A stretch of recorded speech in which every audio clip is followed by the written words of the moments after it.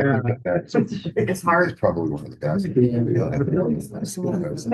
Some sleepy time that like Specific. we're using because you forget. Wake up before popular. That's right. Now you remember first year I was like people are gonna talk to you like I saw. Here we think we ought to start. Right. And I have a couple announcements to go around. One, Anthony has been reappointed to the board. Congratulations. Appointment is pending. I know they're a little messed up with Pitt City Hall. That's not on the record, but anyway, they are. They'll get there eventually. And I want to start going around the table. We have a new chief financial officer. And I think he ought to go first today. It'll be the only time. Okay. We'll go start with you and then work around the table. Okay. This is Arif Islam, Chief Fiscal Officer. Oh, is it fiscal, not financial? Right. Okay. Wow. Impressive. And Anthony, it's wonderful. Congratulations. Thank you. After the part or the role. Anthony Owens, treasurer. Mike Franchini, secretary. Karen Wilkes, project coordinator. Chuck Houghton, chairman. Rachel Johnson, vice chair. Bill Sipco, acting commissioner. I'm Bill Khan, rate consultant. Rafat Hussain, I'm the lab director.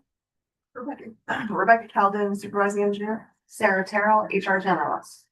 And Nora Murphy, council.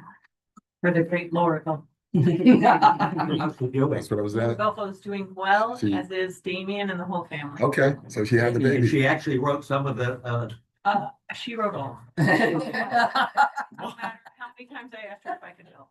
But she was determined because of the early arrival of her son to kind of close a loop, so. oh, that's great. Yeah. Well, we're glad you're here, Nora. That's Thank you. super. Right. I'll do a roll call. All board members are present. I would like, if I could, to have a motion to approve the minutes as submitted. So we'll move second. All in favor? Aye. Motion carries. We don't have anybody from the public here. Our staff reports, and we have a wonderful thing I'm very excited about. We're thought is here to tell us how the lab works. And I think it's one of the most important presentations we're going to have as a board. So, and she's taking, this is her day off, but she's came in by. So thank you very much. You. Yeah. Chat.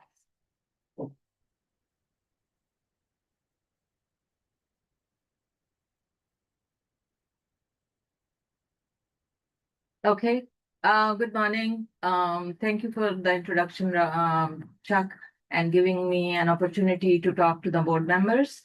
As a water quality lab, we are in compliance with NELAC, which is National Environmental Lab Accreditation Conference. Now it's under the TNI, which is the NELAC Institute.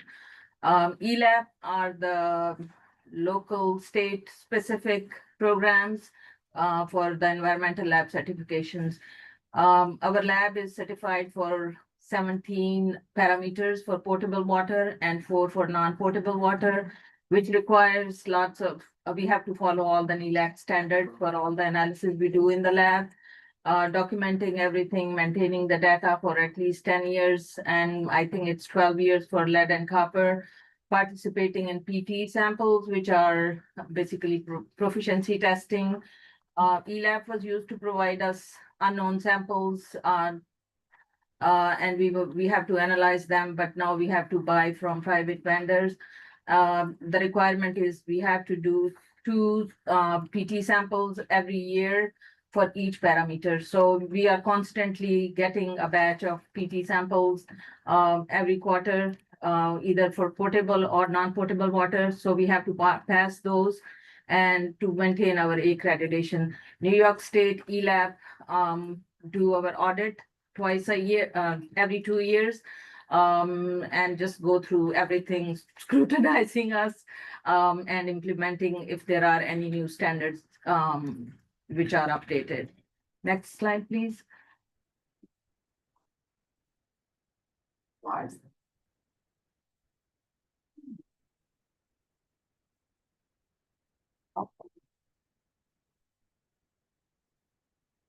So our main goal is to provide the best water quality to public health and maintain or ensure the regulations, regulatory compliance. So we constantly monitoring our water for different physical, chemical, and bacteriological parameters daily or monthly, or some of them are required quarterly or annually. This is the list of the physical parameters, like pH, turbidity, which is for every each sample we receive and collect from the treatment plant. Color and odor are two of the main aesthetic characteristics of the water everybody noticed to begin with. And we are certified for those and check every day from the distribution sample as well as our process control sample. For the chemical analysis, we do alkalinity, hardness, chloride, UV 254, dissolved oxygen, which helps to improve the water taste. And we also do the organic carbon. I'll go over briefly on each method. Next slide, please. So since our goal is to monitor, provide best water quality, so we monitor our water from source to tap. We do our 2 reservoirs, alcove and basic, every month. We do depth sampling. Actually, the watershed team do the field sampling and lab and analyze them. So we do alcove, basic, depth sampling monthly, and then we also do all the tributaries which are flowing into alcove and basic, which are about 16 to 18 every month, for all the bacteriology as well as the chemical analysis. So then water reaches at the plant. We do all the process control samples. Then finished water goes to the distribution. We collect every day about 10 to 12 samples, including our own facilities, all the pump stations, storage tank, and we also do the pre and post UV sample from Loudonville. Our 3 basins at Loudonville, we do sampling over the months of summer from May to October for depth sampling, and we do all the bacteriology testing to maintain the water quality as well as the chemical analysis. Next slide, please. So at the treatment plant, we do all the process control samples. As water reaches, we collect the raw water from at the treatment plant. Then water goes to the aeration room where it gets aerated to improve the taste and odor. And then we add coagulant, which is polyaluminum chloride, in the mixing basin, which helps to remove all the contaminants in the water. And then it makes the molecules, which are the contaminants and organics in the water and solids, make larger molecules so that they can get settled in the set basin. So those are the larger molecules being removed in the sediment basins, and then clear water moves into the filters, where we add a small dose of chlorine to maintain the integrity of the filters, which is anthracite and sand. So all the smaller particles which are remaining in the water are being taken care of in the filter gallery. So our clearest and best quality water comes out as a combined filter effluent from all those 8 filters, and goes into the clear well, where we add sodium hypochlorite to maintain the low, none of viruses or bacteria in the water, as well as we add lime to maintain the corrosion control and maintain the pH above 9. Actually now the level is low from 8.5 to 9. That's how we maintain it. And then water goes to the distribution. In distribution, we sample, as I said, every day.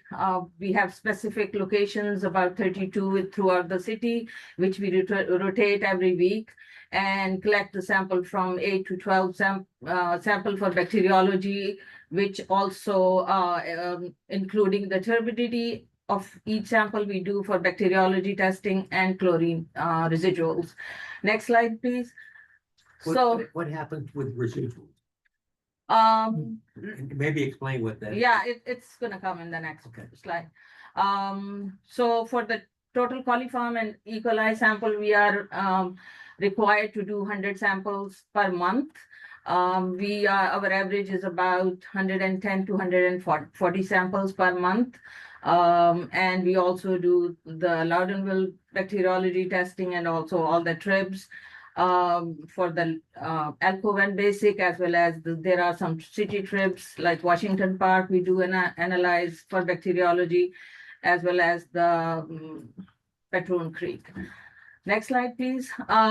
So all the process control samples at the treatment plant, as well as the distribution sample. We do daily the chlorine residuals. These are the monthly averages for 2025. So our raw water doesn't have any chlorine. The top panel is for the chlorine residuals. So there is tiny bar which indicates that since we add sodium permanganate, so that's kind of artifact result, because manganese oxide is also being detected as same as chlorine. But there is no chlorine in raw, but we add in the clear well about 1.2 to 1 ppm. So the brighter green bars are the finished water with chlorine, and the darker green is raw water. The apple green is sampled from the distribution. And then there is one tiny bar in CFE, which is combined filter effluent. The plum little bars are for set basin, and brown is flock. So as we boost in the clear well, the level is about 1, but as it reaches to the distribution, we lose some of the chlorine residuals. So those small green, apple green bars are for the distribution samples. So there is some reduction based on the temperature in the seasonal temperature. It decreases a little bit. Sometimes we lose more. There are some locations which have high chlorine residuals, and we are still from a 0.8 to 0.9 ppm, but there are some certain for ends which has low residuals, and we try to maintain it. If they are too low, I request that, okay, we need flushing, and so that we can maintain the high residuals. The left panel is for the color. The natural organics cause some color in the organic. The larger bars, dark green, that's raw water. It's not too bad as is. It was used to be below 15, but now we add sodium permanganate at alcove, so that there is a longer contact time to work for, so that sodium permanganate can work on it to remove some organics as well. So it's about, sometimes we get up to 50-60 color units, but the process control and the filters take care of it. So a finished product is like 2 to 3, or sometimes we get 4 now. The turbidity is also, we are very blessed. Our reservoir even doesn't have high turbidity, which is the clarity of the water. We measure as in afflometric turbidity unit, and it's very low as compared to other places which are like 26 or 27. Our maximum is like, sometimes we get 3, 4, but mostly it's below 2. And then through the process control, when water comes out from the combined filter effluent, our minimum requirement is 0.3, but we are far below 1. Usually our turbidities are 0.04 to 0.07. So next slide, please. We also monitor alkalinity, hardness, and chloride. These are the monthly averages again for 2025. It's alkalinities and hardness numbers are very consistent for as far as we go back to 1930s. We saw data when we were renovating the lab, and the numbers still looks the same. So raw water alkalinity is a little bit lower than our finished water, because we add lime into our water for corrosion control, and that increased the alkalinity a little bit. Same with the hardness, it goes up a little bit as compared to raw water. Chloride is the bottom panel. It's same thing. Chloride for raw water is in 20s, but then we add polyaluminum chloride, which enhance the chloride level a little higher in our finished and rest of the water at the process control. Next slide, please. We also do UV 254, which is a surrogate method for organic measurements in the water, and gives us Just quick estimate how our water quality is. So we measure raw and all the process control samples every day. Dark green bars are for raw water, which is a little bit high, but it's not bad, 0.08. And then it goes down to 0.024, 0.025. We also measure TOC, which we are certified for all these methods. TOC is total organic carbon. We use non-purgeable method, and our requirement for compliance with our alkalinity level is 35% removal for the with enhanced coagulation, and we are most of the time in above 40. So we are good with our TOC removal with the coagulation. Next slide, please. So these are our daily parameters, which we do. Some of them I just mentioned. We do some monthly testing for sulfate, total dissolved solid, suspended solid in the water. We do nitrate, nitrite. We do ammonia. We also do total phosphate, silica, and we also do LG identification and enumeration. For quarterly, we are not certified for THMs and HAA, which we have contract labs and we send it to them. So trihalomethanes and haloacetic acids are the disinfection byproducts. Since there are lots of various kinds of organics in the water, when they interact with the halogens or specifically chlorine, they make all these disinfectant byproducts. So we have to quarterly monitor from our 8 location in the distribution, which we do every quarter. We are doing lead and copper, which is we have to do the standard monitoring for 60 locations every 6 months. We are doing above 60, or we are almost on the average 80 samples each biannually, sorry. And we have to do some of the contaminants like volatile organic carbons, synthetic organic carbons, which are annual requirements, and we do those also contract with the contract lab. There are some unregulated contaminants monitoring rule, which EPA implement every 5 years. They pick 30 upcoming contaminants which are more frequent in the environment. So they publish the list. So every system has to do every quarter for 1 year. We did last in 2024 and 25 for PFAS, and we were not detected in any of the PFAS in our water system. That was 29 PFAS and 1 metal. Previous to that, we did one in 2021 and 2, I think. That was for all the microsystems in the water because of the algae blooms. But nothing is detected in our water. Giardia and cryptosporidium we did in 2015 and 17 for 2 years, and it was not detected any of our sample. That was for raw sample. Next slide, please. For the THMs, I'll skip that. We'll go to the next. So this is our THM data for 4 quarters. We are required to have the locational running averages for each location. So there are so many THMs and HAs, but the regulated ones are 4 trihalomethanes and 5 haloacetic acids. And we are our requirement is to submit the total haloacetic acids and THMs. So the red numbers are our running locational running annual averages. So we are far below. The maximum limit is 80 ppb for THMs, and we are in our 40s or high 30s. So which is good. Next, haloacetic acids are same thing. The MCL is 60 ppb, and we are in below 20s in most of our quarters.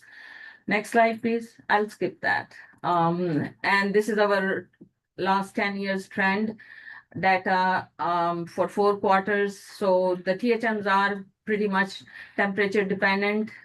In February, the numbers are low. May goes a little bit up. August is our peak month when we get the highest. The two above, these are individual numbers for the THMs. We went up twice in last 10 years above the 80 ppb. But we didn't violate the rule because our running locational averages were still below 80. And THMs pretty much follow the same pattern, low in cold months and high in warmer months. However, the HAAs they don't follow that temperature rule, but they are far below for as far as the MCL is concerned. Next slide, please. These are locational running annual averages for 10 years, and we are all the way down below 80 ppb. The other below graph is for HAA, and we are in the range of 20. Next slide, please. Also, for lead and copper compliance, we have to do the monitoring plan, which is like contacting our volunteers, which is a big thing to keep them on our list. Because people get sick and tired of this now because we keep asking them every 6 months. But that's what we have to do. Then distributing the kits, collecting the sample, then doing in-house. We are doing all the lead analysis and copper in-house, and then final report, which is coming up soon. And we have to maintain 90th percentile below 15. So this quarter, we just finishing up, which is with 8.21 parts per billion for lead, which is good, but still we have to do next quarter. And then starting from 2027, its new rule is implementing, which will be more work because it's coming up with 5 bottles to Yes. So the five- Sample. instead of Yeah, 5 samples. five. Yeah, we have to do 5 samples. So I don't know how we are going to interact One with time? our Yeah, one time. 5 samples. Yes, Because they're gonna look at the first. first and fifth First sample. draw, and they're gonna look at after 5 liters. Okay. So that will be a challenge to maintain our volunteers on the list. This very volunteer is gonna have to do 5 sample bottles. Oh, man. Next slide. Yeah, it will be lots of work. My little public drinking water system up in Chestertown. We do lead and copper. But they only test on the first one and the 5th. Fifth one, yes. They have to collect 5 bottles to get the 5. Yeah, people don't want to do it. I know, once they and don't want all to less do one five. bottle, yeah. They're like, oh, we have something else to do in our life. Yeah, and the first draw, Yes, don't use any water. yep.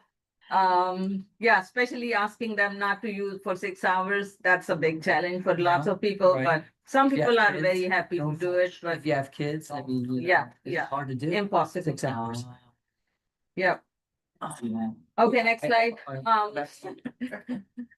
So, so this is just an overview of how we do it, lead testing using atomic absorption spectrometer. But I don't want to go into detail. It's a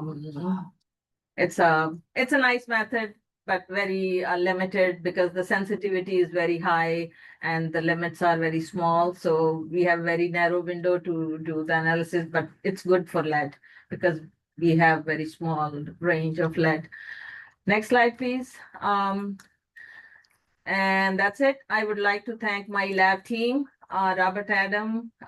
He does all the chemical analysis. Sunsang, she does chemical analysis as well as she takes care of all the lead and copper testing. Anthony Rinaldi is bacteriology analyst. He does all the bacteriology testing and sampling. We lost our 4th Odyssey Bassett. She left the department for pursuing her medical degree. And we are in the process, which is taking forever even to put the post on. I don't know how summer is our hardest month and we are not getting even the post up in I don't know what city is doing. I would like to thank Ivan Rojas and Joe Reisdorf. I use their Canary images. Thank you, Bill. Thank you, Chuck, for giving me an opportunity. And thank you, everybody, especially the board members, and nice meeting you all. Nice to meet you. Nice invitation. Thank you. You know, a couple of things. Rob moonlights. Rob Adams. He's in the Gilded Age, the movie. that Yeah. HBO is doing. He looks like somebody from the nineties. I do have a question. Sure. I know that, you know, our water quality parameters, we don't exceed standard. The aftermarket. And I spend money for those, and I'm not sure if I should or not. For city water.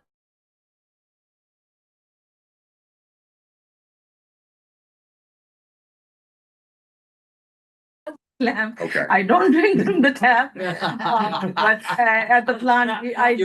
You know too much. But no, the city of, I lived 15 years in city of Albany, so it's perfect. okay, That's how I tell people like it's best quality, but still there's like, okay, what does this mean? So yeah, I mean, there are certain things which are, you cannot avoid, that's natural thing. Even when you drink purest water, you don't want to drink distilled water because Right. you need some minerals right, and right. there should be some stuff in the water, but not too much. So our that water is filter, good. so that Brita filter doesn't do, If you have lead or if you have something else in your water, yes, I would Okay. recommend Brita, but not for regular tap water. If your lead levels are low, if you know that, then you should be not worrying about any filters. Brita filters can be effective. We use them, we have a small community up in Chestertown. We actually use them for lead and copper. And the British filters work, but like you're saying, is you got a good source of water. Right. So you really don't need to purify it any further. okay, It's just, Right. And you live in a fairly new house, don't you? Yeah. So it probably. Yeah, you should not be, you should not be worrying about lead. yeah. thank you. Her Mhm. father's from Pakistan, and we're awfully lucky that she and her husband immigrated to America a long Yeah, time been a ago. long time. Can I tell the story about what happened to you in COVID, though? Yes. Have time. We're going back to Pakistan for a family wedding. Oh, no. She got on the airplane in New York, fine. Got off from Pakistan and she had COVID. Oh, They put her in a hotel room with a glass door Oh, and she could wave at her family for 2 weeks. The wedding was all over. She got back on the plane. yeah, that was That was good, dedication. weird times, but uh, thank God they are over. So we're awful lucky you're here. Thank you very much. Thank you. Thank you so much. Justin, I think, has another meeting, and Becca, you were. Yeah, I'll try to be brief because I know we have a long agenda today. And Bill will kind of cover stuff with our tap project stuff, but we've got quite a few things going on. Construction, we're finishing up quite a bit. With Park Learning Garden, fluoride, CIPP are all kind of closing out here. We did get contract one signed by the mayor, so contract one streets, we will be doing lead service line replacement. It's pretty minimal list there. A lot of those were already covered. Those streets were covered in winter bid work. And so we're gonna be developing our next project because it sounds like contract two is gonna get skipped by the city. So we're working on that. And then the heat system that's going in at Beaver Creek, the heater is finally built. So we're hoping to get them in July, August to get that heater, and we won't need it right away, but after last winter, having to defrost everything all the time, it'll be nice to finally have that in. And then we've got Thurlow Terrace. We'll be bidding very soon. I think we said July 7th. Packet Boulevard, probably not too far after, North Hawk, not too far after, and PRV Power should be coming up soon too. I think we're just waiting on regulatory approval. We're doing a couple of designs in-house, CIPP, the next round of lining projects we're doing in-house. We're trying to develop our brick and slate sewer replacement in-house. The demolition of some alcove buildings that have been long overdue. We're doing some specifications for that and some inspections for that. And then lead service line replacement and inventory projects. We're just trying to decide how we're gonna pick streets right now. So, but I mean, a lot of stuff's really developed at this point for that. Then we've got design consultants working on the water distribution work. Liberty, Skylar, Steuben, we've had a couple different names, but that's the last of like the long-term control plan, sewer separation stuff.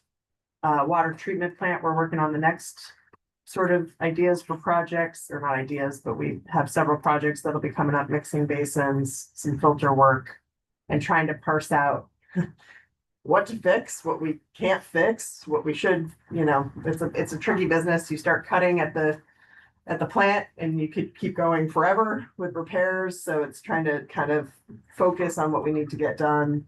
The dams are under design. That's kind of a long process. The most recent conversation has been about not having a lot of dead fish. So we're trying to get through that hoop because they want to lower Basic Creek quite a bit. So we're trying to work with DEC on fisheries on how to protect the wildlife out there. And then we're still in the conversation with the city about a lot of CAP project work. And then last but not least, we are putting together our technical force account asks for lead service line. So that means every time our crews go out to pothole to investigate at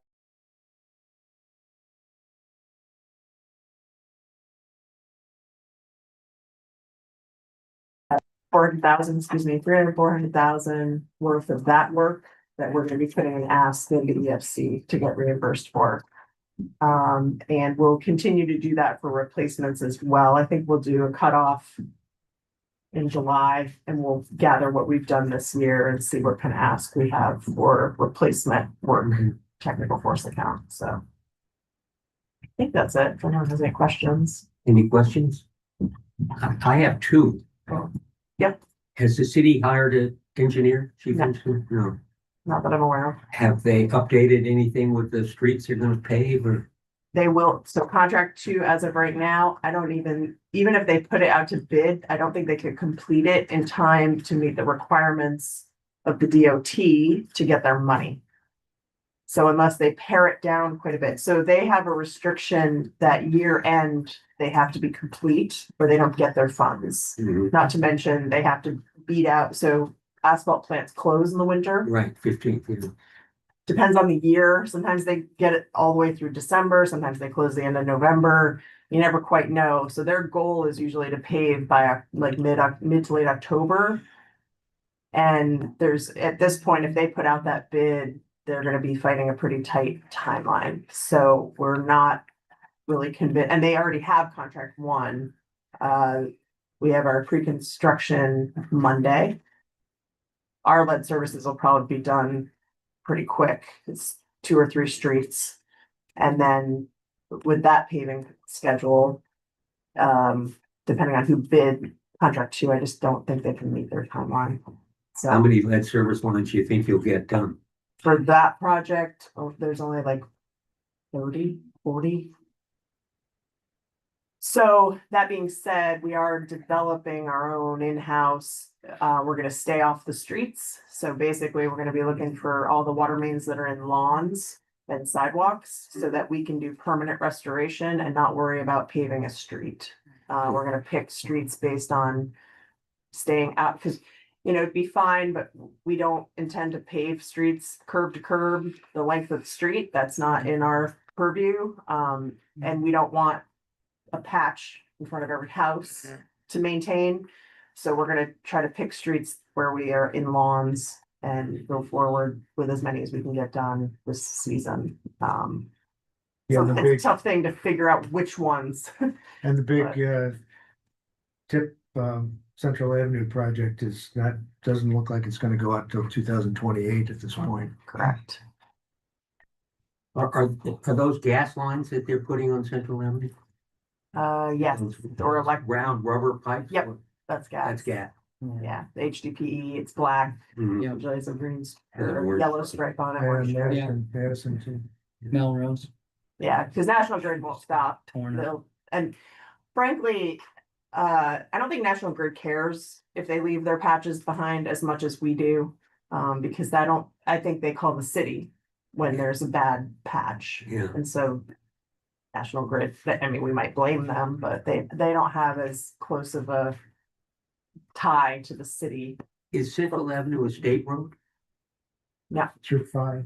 It's Route 5. Well, it's Route 5, however, they gave responsibility to the city. Of course, That was nice of them. Well, they do the suburb. So their jurisdiction. We have to do it, so yeah. But we get reimbursed. well, the tip project has a different level of administration.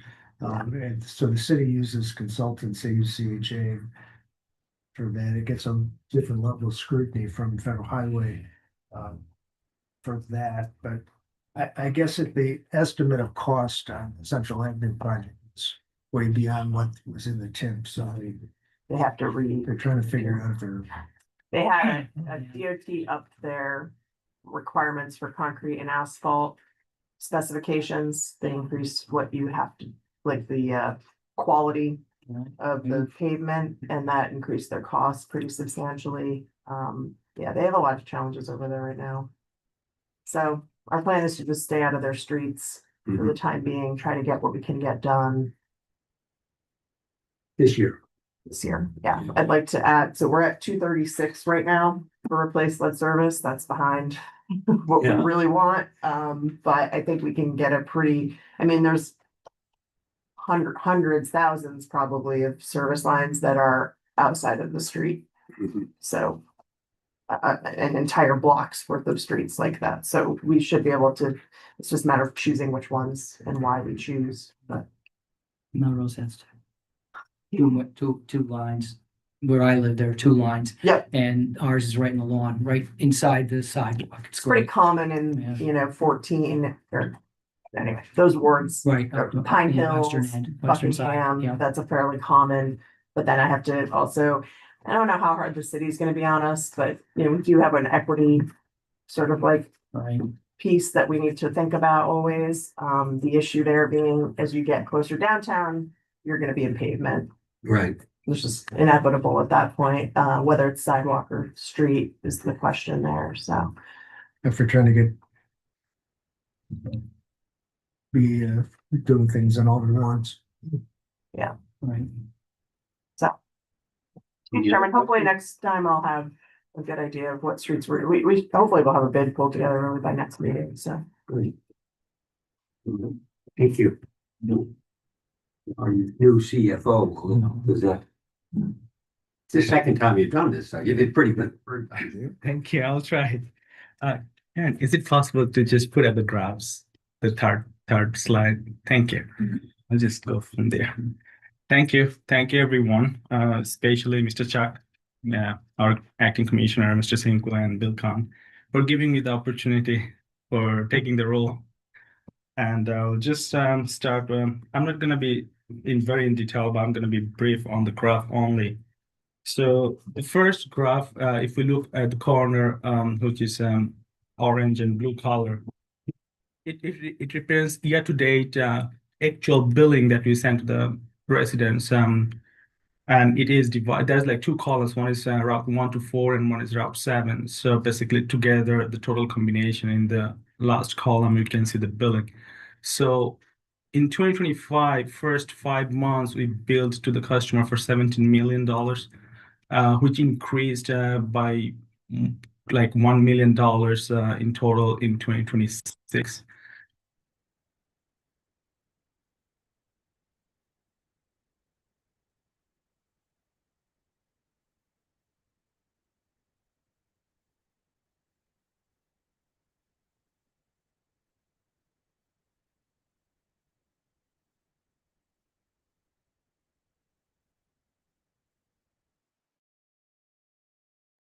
You can see the consumptions goes down. But if we look at the next graph, the big customers, while Albany Med gone down,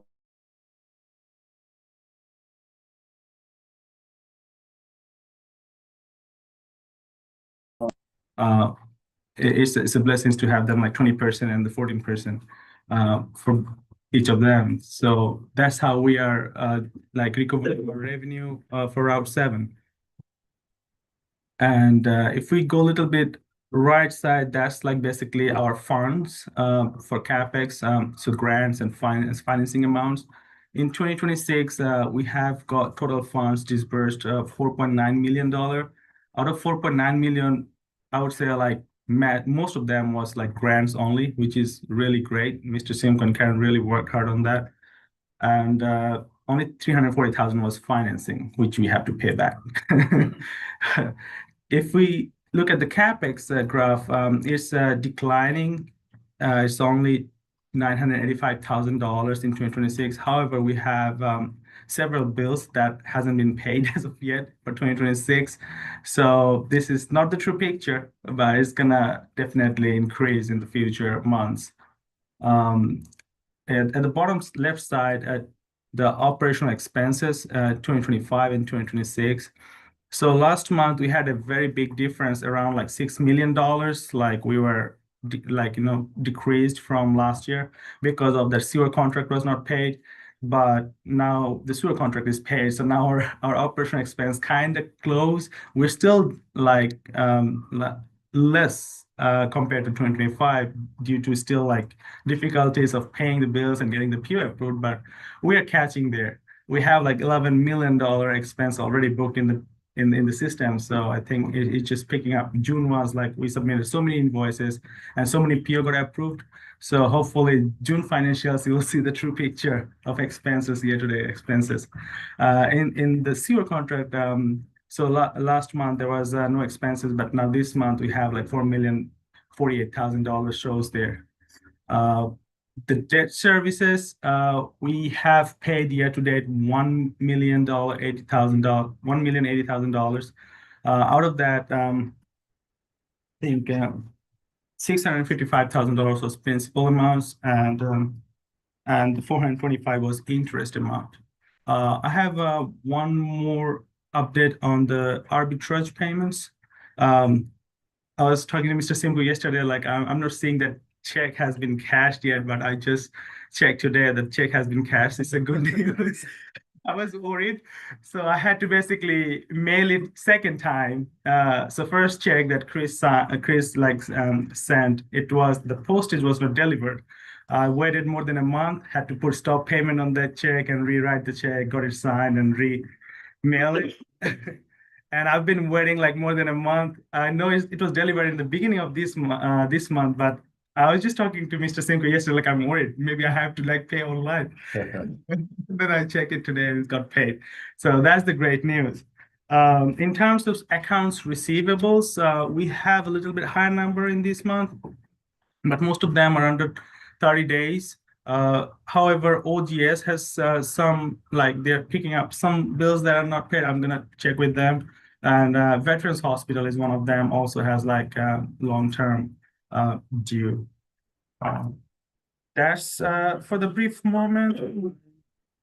For the financials, if anybody has any questions before I go to budget. I have one question. Sure. On the due from, it said you're working through reconciliation. What's that? Is there a lot of Okay. work there? Right. So it's like there is a reconciliations for the year to date. The reason I'm still pending on that is like there are certain journal entries that City Hall books. I don't have access to them.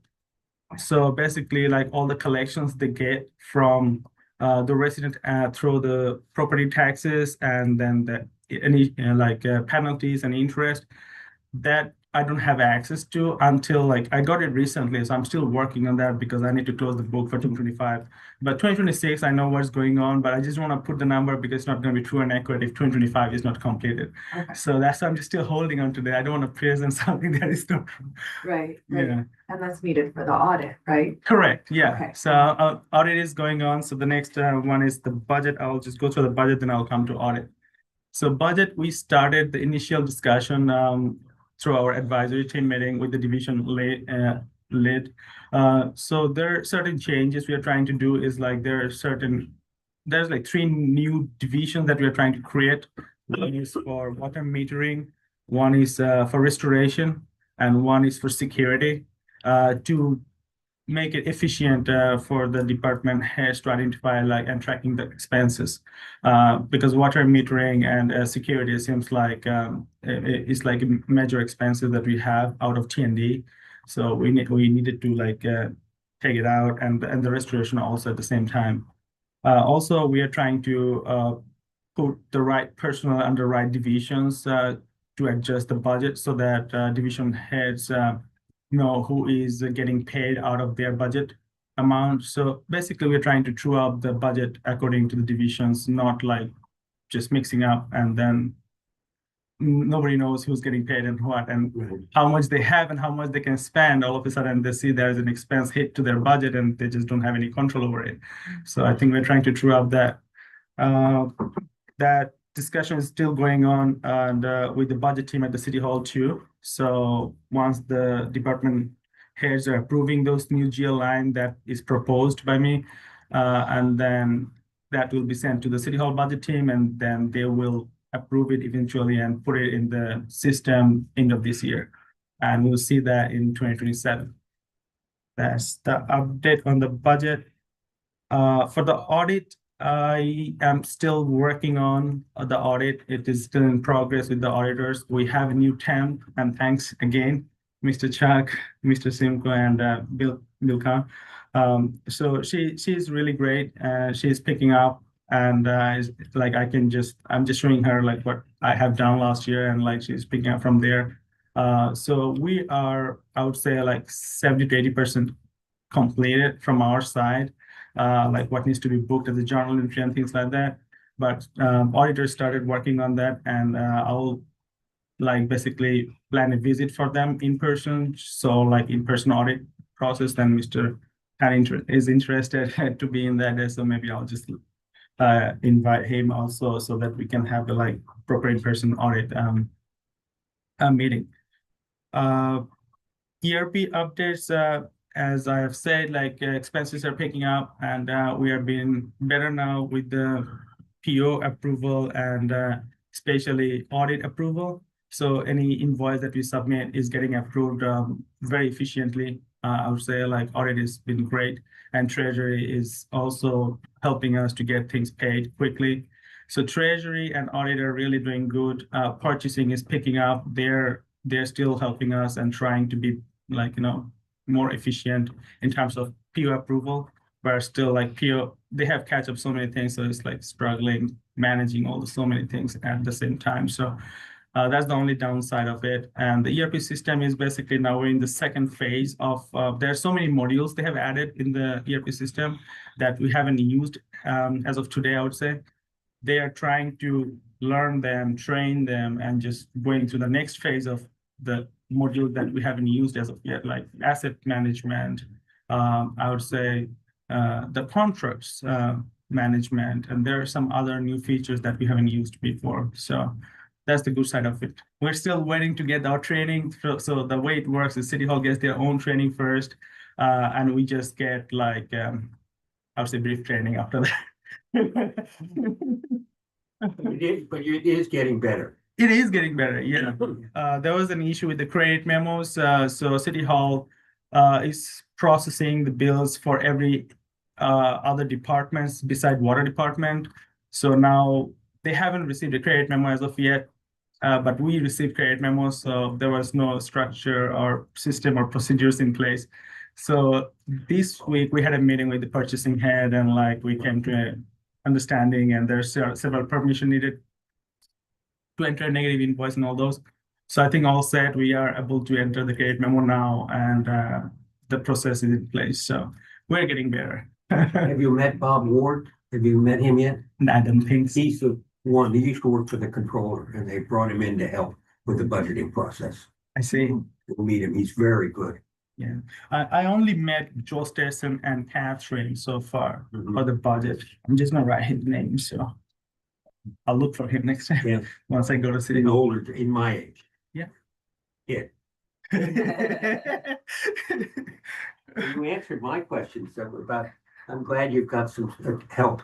Yeah. You can't do it all yourself. No, I mean, I was doing all the groundworks previously when Chris was here, but I didn't know what he was doing. So all these meetings and all this managing people is time consuming. Yeah. I see how times are going like so fast. I basically work after 4 o'clock. Until 4, I just manage everything, and then after 4 o'clock, I sit there and just work 1-2 hours for like my work. So that's how I'm getting things done. So yeah, Are you still getting your walks in? very less. I don't get out my chair. But thank you, everyone. Any questions from the board? Thanks. Move on. Bill Khan, I'll you've been be, very helpful through this whole transition. Thank you very much. well, I think we're in real good hands. We spent some time together and, I think, no one knows what the numbers are gonna be, but we'll know that they're the right numbers. The audit is somewhat of a problem. I mean, I wouldn't be surprised if we get some correspondence from, the Office of the State Controller. But I would suggest that right now we're talking about August. That if, and I think we're pretty certain it's not gonna happen in July. Right. For our July meeting, but if it is ready and complete in the first or second week, perhaps changing the date of the board's meeting. We could have a special meeting. Or have a special meeting, Yeah. right? And obviously the authority has to be involved with that. So. Sure. But. I was gonna talk about alternative rate structures. And, I've asked for that time. And with apologies, I have to leave early. And I'm not sure with today's agenda, it looks very long, We wait till July. that you want to spend time on that. But next month, let's see if we can do it. I think with certainty, there will be a rate increase. And it's how we do it. And some of these alternative things we really have to think about, not in November, but early on, if we're going to do it. And so I would just simply make that suggestion. Finally, and I'm just going to say this because to me it was somewhat of an issue. We were talking about a whole bunch of different things, but if everyone doesn't know, the envelopes that come with our bills are sent back to Buffalo. And that's where M&T has what it's called the lockbox operation. There are ways around that. And, there are some people that would find it offensive to think that we're using a vendor that's, I've gotten several calls. Oh, well, I think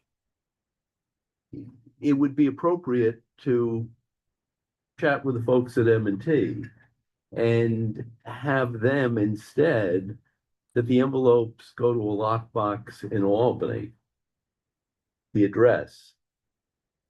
We don't care where they do the work, but it wouldn't be a Buffalo envelope. It wouldn't be a Buffalo address. It would be an Albany address. And this was done that way for a number of years when KeyBank did it. And KeyBank had a merger with a firm or with a bank in Ohio. But they then, everything went to the bank here, then they shipped it. And it takes another day or so away from actually getting the cash flow, but it eliminates that issue. Don't we have an officer of the bank on the finance authority board? We do, yes, Mike. Good. You talk to Mike? I generally talk to Matthew Hunt from the bank, but I can talk to him definitely. Yeah. And I'll talk with you, Sure. Okay, Yeah, I think that's not, could be a nice thing to do. Yeah.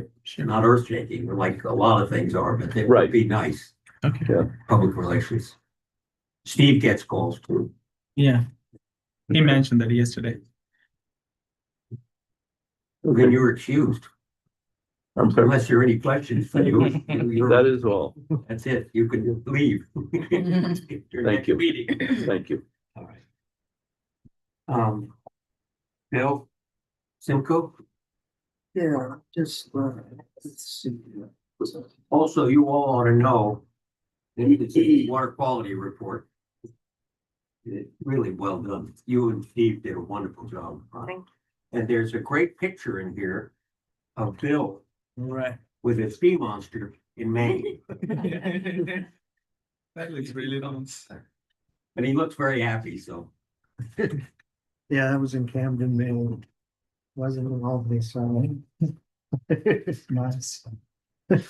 Well, thanks, just talking about, jobs, we've got a lab tech position, which we had a meeting with, mayor's office yesterday by Teams, and we mentioned to the deputy mayor about the meeting that some postings done more timely. We asked for a posting of this lab tech, back in middle of May, and now it's in June, they've got it posted, so we, hopefully that, will get done. We've got also water operator trainee. We've been moving some people up into positions so that we now need to have 2 new sewer foremen and 1 new water foreman. And we also have a couple labor positions to fill. And of course, we just hired the new CFO, and we are going to be posting for a senior accountant instead of the chief accountant position that we've had previously. We're going to post for a senior accountant, and that's where we are with job postings at the moment. No, you left one out. Commissioner. Commissioner's post is still posted. Still an engineer. If anybody wants to apply. We haven't had any applicants. Yeah, there were some applicants previously that both declined. And I posted, I put the advertisement within the Waterworks Journal and the WEF, the Sewer Journal. No responses, but we'll have to get that posted more widely, I guess. Then annual water quality report you have in front of you. So that's Steve Mercier's in terms of his publication kind of his expertise, and Rafat and others contributed different parts of it. So it's sort of a team effort, and we do a limited number of these brochures. We indicate mostly to a wider audience that it's available as a PDF on our website. And it's real easy to, I read it last night online. It's real easy to read online today. So that's that we have to do each year. They're talking about, APA has been talking about making the annual water quality report become a biannual report, just to make things. Yeah. I think it really has more to do with what we're doing with lead services and updates with that stuff. But hopefully, won't necessarily do that, but that's been the discussion. Policy updates. I think I'm proposing that we eliminate a couple of the things we've been doing in the past. The backwater valve program really came out of a consent order we had in 2003 in regard to sewer backups, and we've had now 23 years of that program, and I would think if anybody who wanted to take advantage of it by now would have done that. And also the senior discount, we had a memo from the tax assessor, Trey Kingston, in regard to that. we had difficulty managing how that was being done within our billing systems. And, it's not something that's easy to do because it involves both age and income information, which, is really personal information. Also changing the property lines and things that, we could miss and have mistakes in the billing system. So, really proposing that we, eliminate that. I know it might not be a popular thing, but, it really. Bill, let me add that Bill first talked to me about this, about, oh, Alex, we're really gonna do it, but then he's persuaded me that there really isn't much benefit to the people who get it. You have to apply and it's complicated and a lot of the seniors don't use that much water anyway. And they've made it so that for the tax exemption you get on your property tax, you have to reapply every year. You have to provide your tax return information every year. It involves maybe 1,000 customers. And within our billing system, you have to go into each of those individually because there are different percentages depending on your income. And it creates really a lot of work within the billing system for that process, which hasn't necessarily been being done the way it should have in the past. So that's explanation there. And Jess Carpenter, who came on as our new senior billing person, has been going through. Tax Assessor's Office did give us an updated spreadsheet. So we've been going through and taking off properties that we now have found by going through that weren't really supposed to be getting that discount. So that's that policy change. Jess is also helping with collections, isn't she? Well, we're trying to just go through what we have in the rate schedule and make sure, like, we have a requirement for annual fee for fire branches. And I want to make sure we're really charging everybody that's got a fire sprinkler system for that. I think we probably haven't been, and we want to make sure we're collecting fees that are on our rate schedule that we may not have been enforcing the way we could. So, we want to be tracking backflow preventers. We want to be tracking who's got fire branches for fire sprinkler systems. We want to make sure we're charging for our fire branch charges.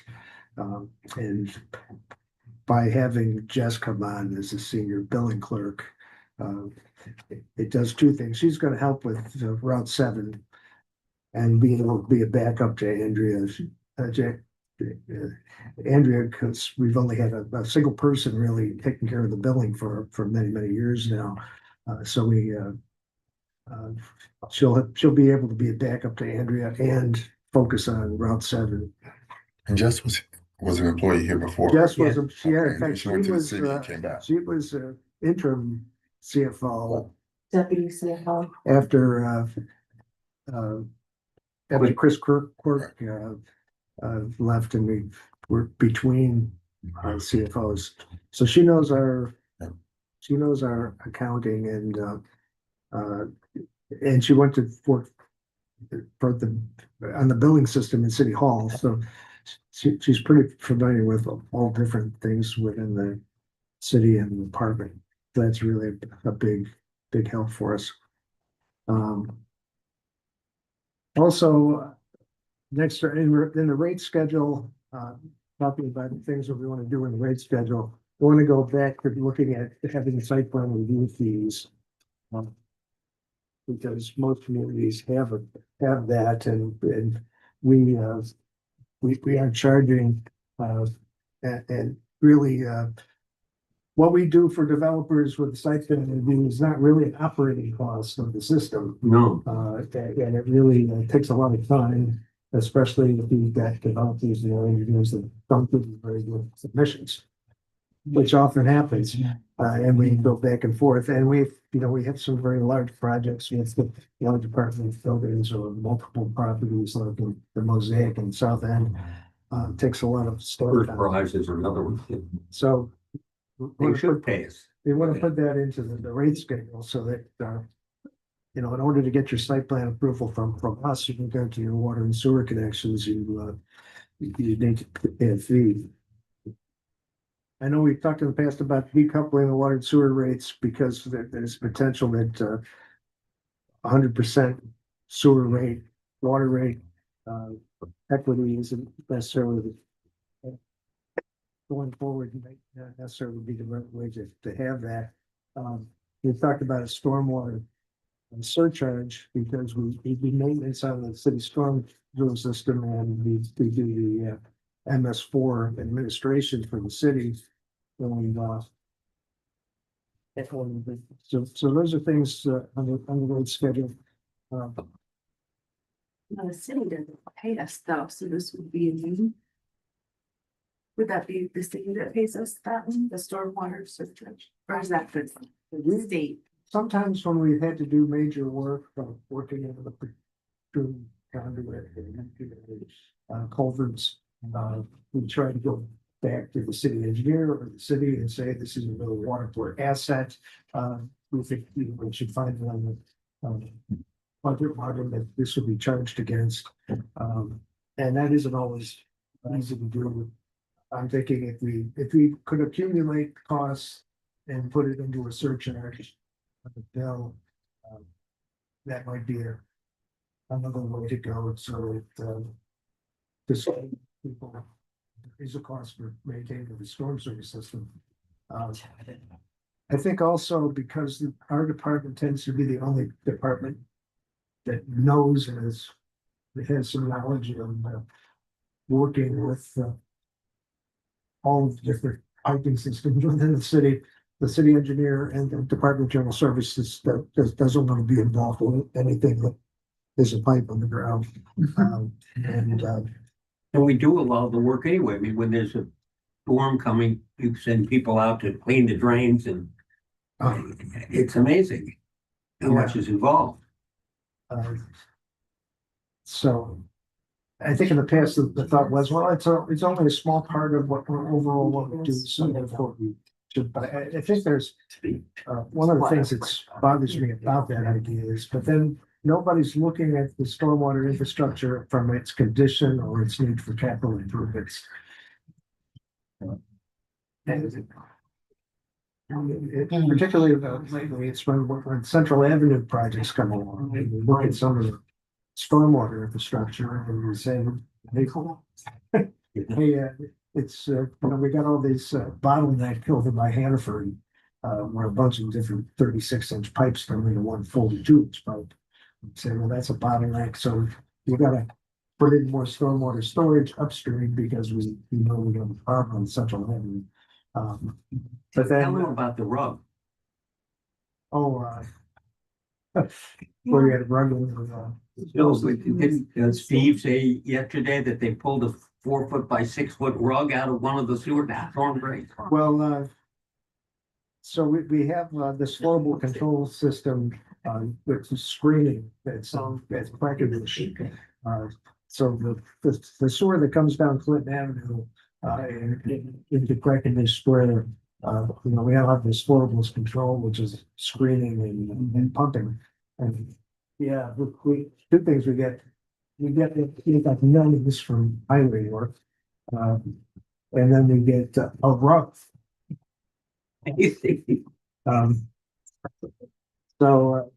Yeah, it's important for us when we go to, now that we're screening this going into the storm sewer system, it's important for us to try to enforce erosion control and sediment control on all the streets projects to keep that stuff from going over the screens that we would create these facilities.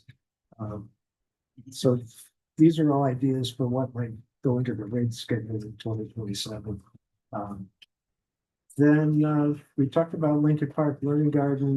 We have a lot of different departments and deputy mayor and others looking at that now that it's getting closer to opening. And, It is absolutely spectacular. We pointed this. Walk through Bill and Rebecca, and it's just beautiful. It's gonna be the prettiest little park in the city, I think. It's fantastic. yeah, so we're waiting to get the roof on and waiting for the human sundial. Sundial. And then, and the mayor's office doesn't seem to be in a hurry to get things done this summer because of other things with the pools, so we think that the opening will probably be in time for the school, which is also the best time to introduce this outdoor classroom. Yeah. The structure you see right close to Martin Luther King is the outdoor classroom structure. And it's supposed to have a translucent roof. And that's going to hold up to finishing up the project. Luigi, it's a general contractor. Just, they didn't plan their ready to move it.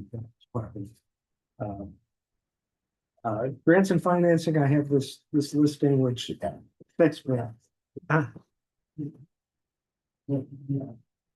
They won't go through the whole listing, but I guess what the newest news. The newest news is on the third page, we had this award in regard to our next bunch of money for lead service line replacement. We were awarded $9.9 million in grant, and $4.2 million is a zero interest loan. And we're hoping that that zero interest loan might turn into a grant from the state. That's what happened in the last tranche of money. So we were concerned previously that we were going to run out of money before we ran out of streets projects, but now it's not the case.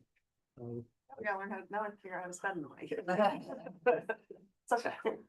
So we've We usually have a problem with that. so now we're getting ready for that. Now and the other thing I'd like to point out is on page 2, this drinking water state revolving fund 19157.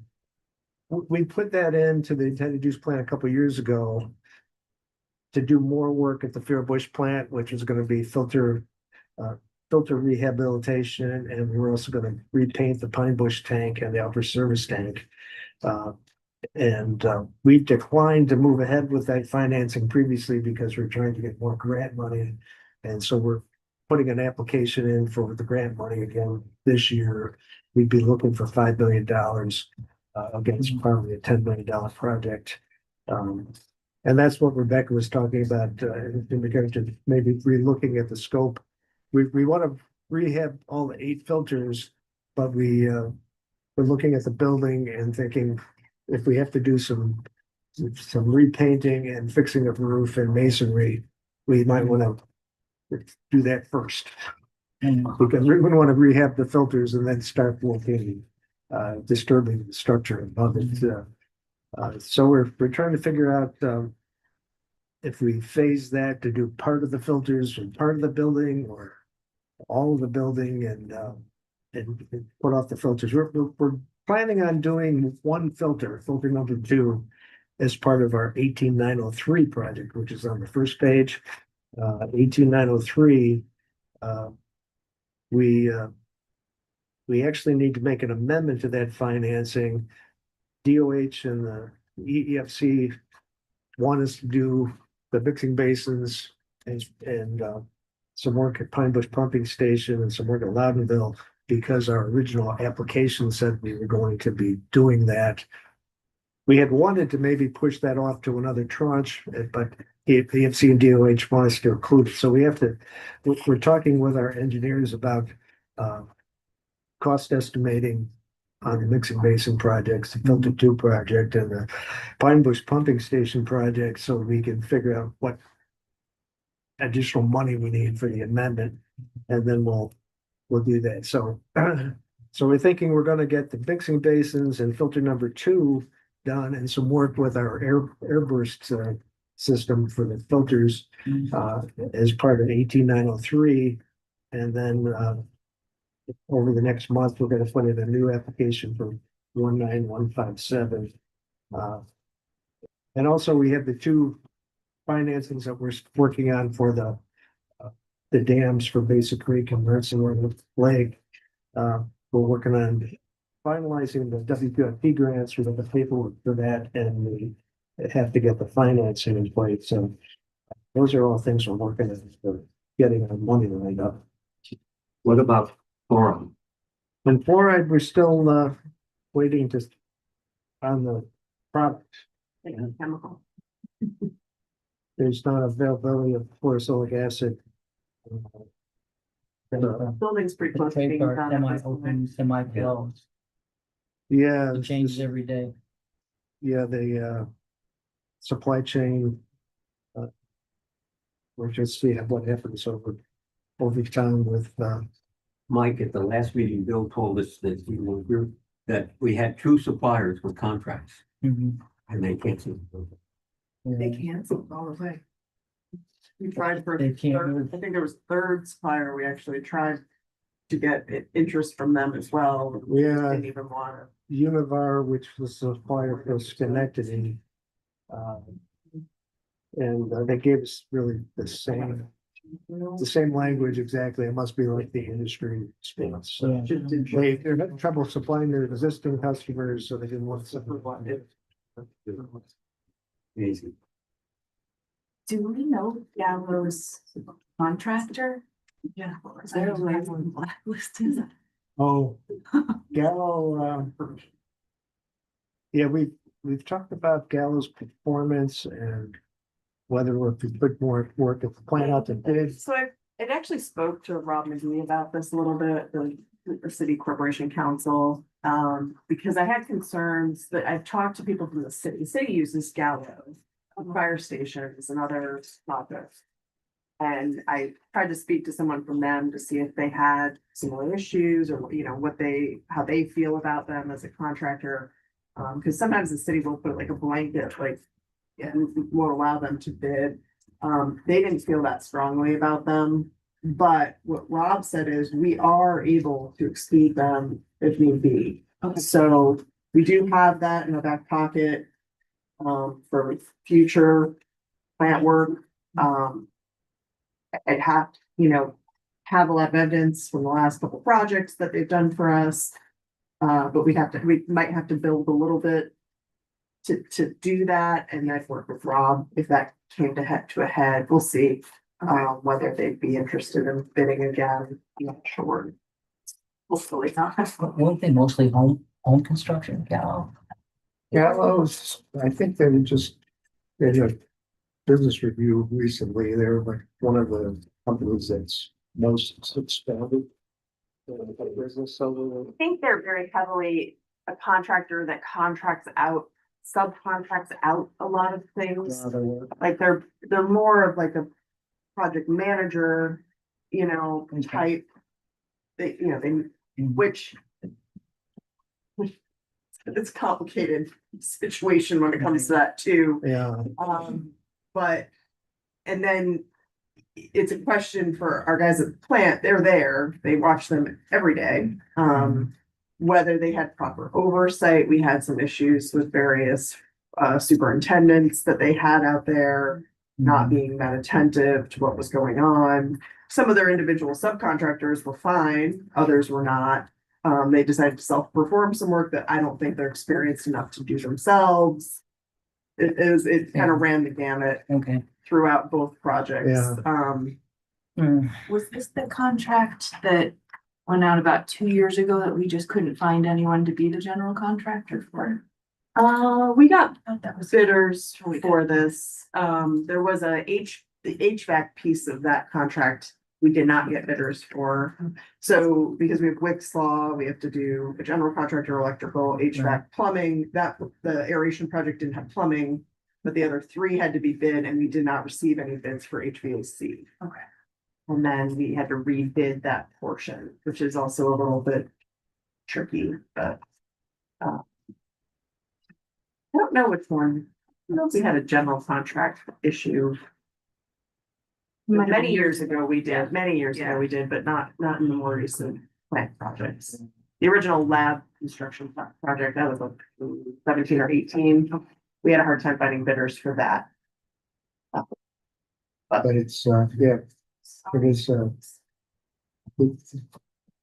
but that particular aeration building project, they were only low by about $25,000 and so it was. Fluoride, they were only low Oh, by yeah. a small amount between them and the other, Yeah. the alignment maintenance contractor. They were the two most competitive bidders, so it'd been nice to go with the other.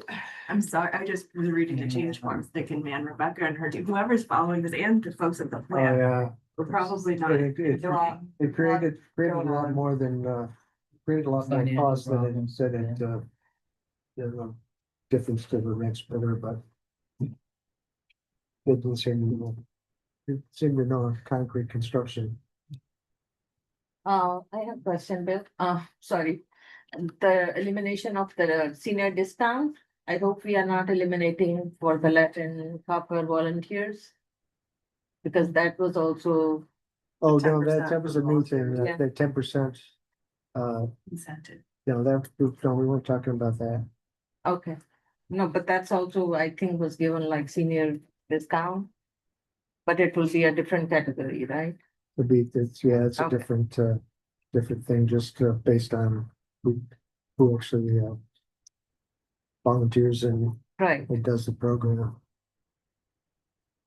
And that's just. Give a them fix- some and incentives. that's You, just- you have to, and you that's have to. Part of. You'll never get the samples. Yep. It's just so hard. I know what you're doing. It's a pain. So Any other that's, questions for Bill? Anything else? Bill? All right, let's move on. Nora? Yes, for the council's report, we have two items just to give an update to everyone. I'm not sure, is everyone familiar with this situation involving, there's some clearing that was going on property, the Ledukes. Okay, so what it involved is that there was a parcel that the board took possession of by deed back in 1968.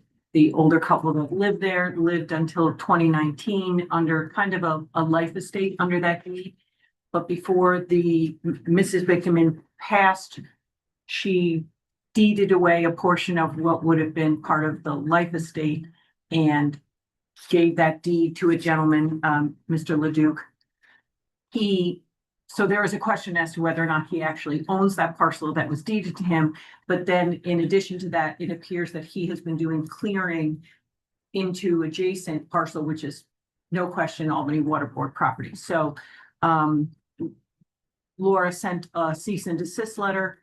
Luckily, Leduc hired an attorney. So Laura and the attorney and I will continue to discuss with him. They have agreed to cease and desist. No more clearing will be done. We agreed to split the cost of a survey, and Labella has been hired for the survey purposes to clear this title, basically. And I think Mr. Leduc is interested in doing that as well.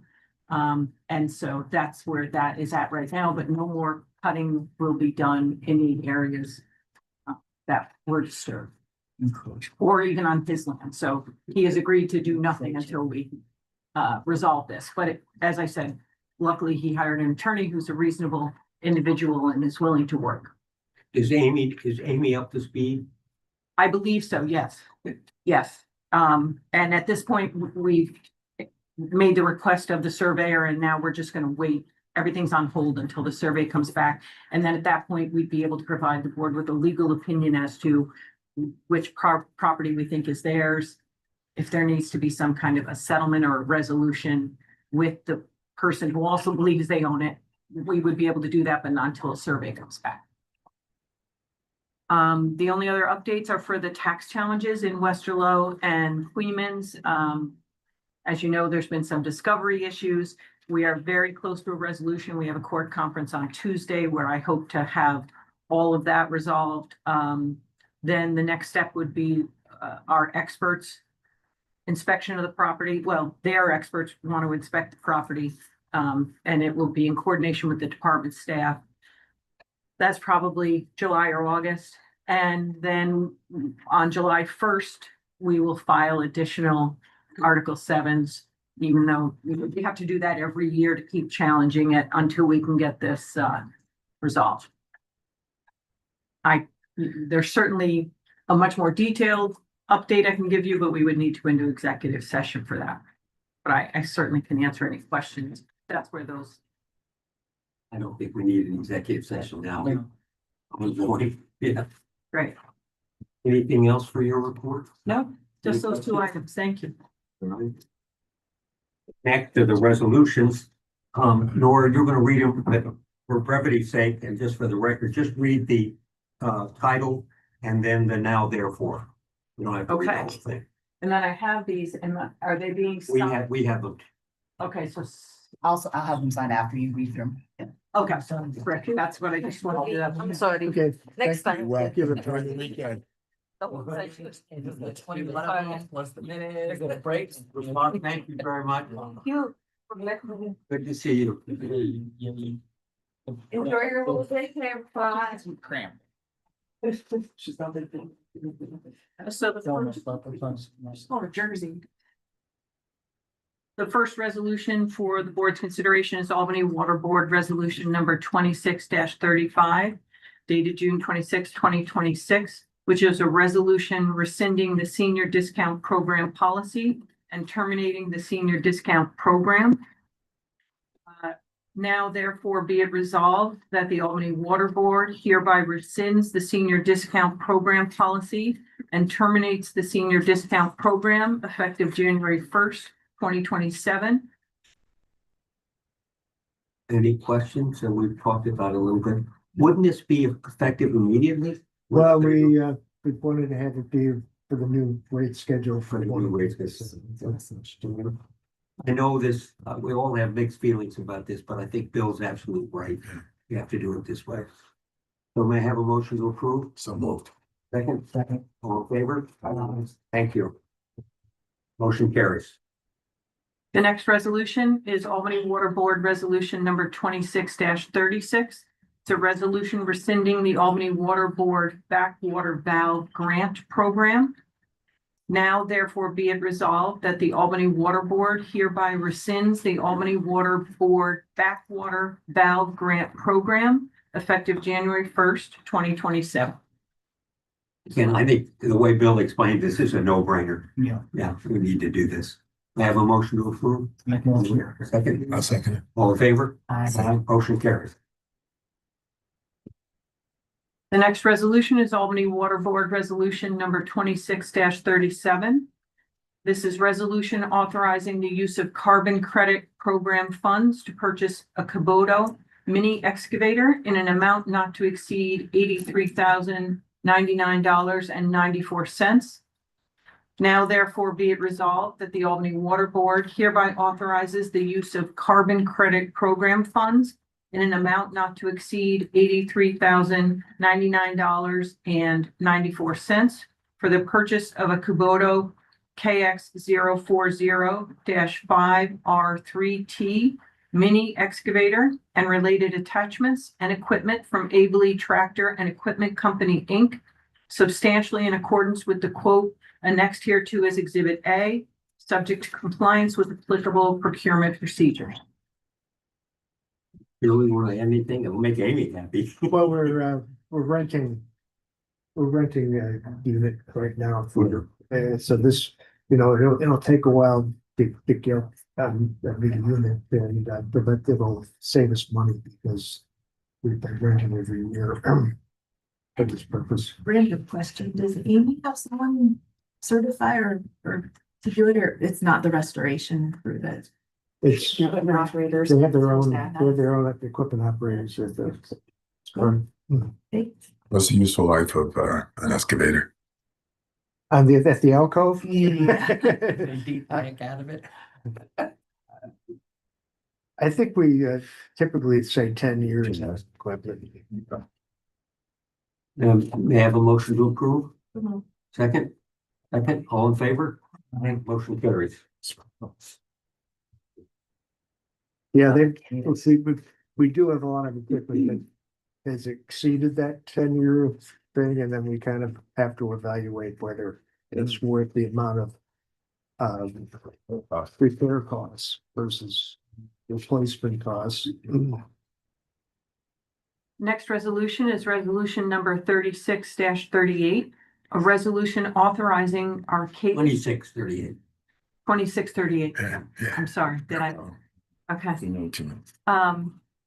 The resolution authorizing Arcadis of New York, Inc. to provide grant application support services for the Maiden Lane project, $11,770. Now therefore be it resolved that the Albany Water Board hereby authorizes Arcadis of New York, Inc.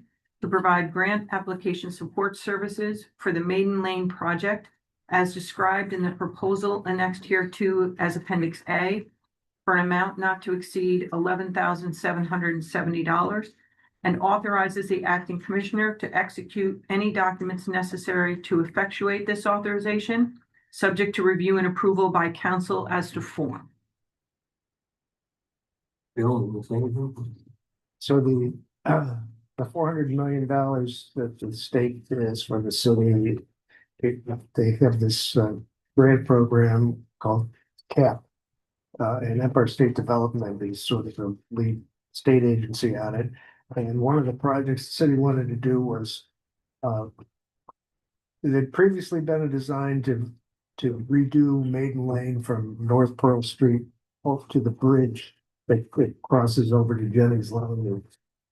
And that was when Chris Spencer was still planning, head of planning. That project didn't go forward. Actually, it went all the way to being designed, but didn't go forward because it didn't have the money. It didn't have enough money for the project. They're proposing to do that project, but what we want, we already wanted to be replacing the water main between North Pearl and James Street because we had 2 breaks on it last year. And because the city is proposing to do this project, we thought we'd also want to rehabilitate the sewer that goes down through there and redo the water main that goes down through there, plus put some separated storm sewer in there. And so Arcadis was estimating those things to go into this grant application. So the planning department, I guess, will be the lead on this, but it'll have updated cost estimating, including some water and sewer improvements. And our water and sewer improvements, we'd be using EFC financing, which kind of is a leverage because these CAF projects are supposed to have a 50% match. So the city is in a little bit of a quandary as to not wanting to be bonding, but wanting to do make applications. So it's, but some of our expenditures that we could do could be leveraged as part of the match. any questions? May I have a motion to approve? Motion approved. Second, all in favor? Aye. Motion carried.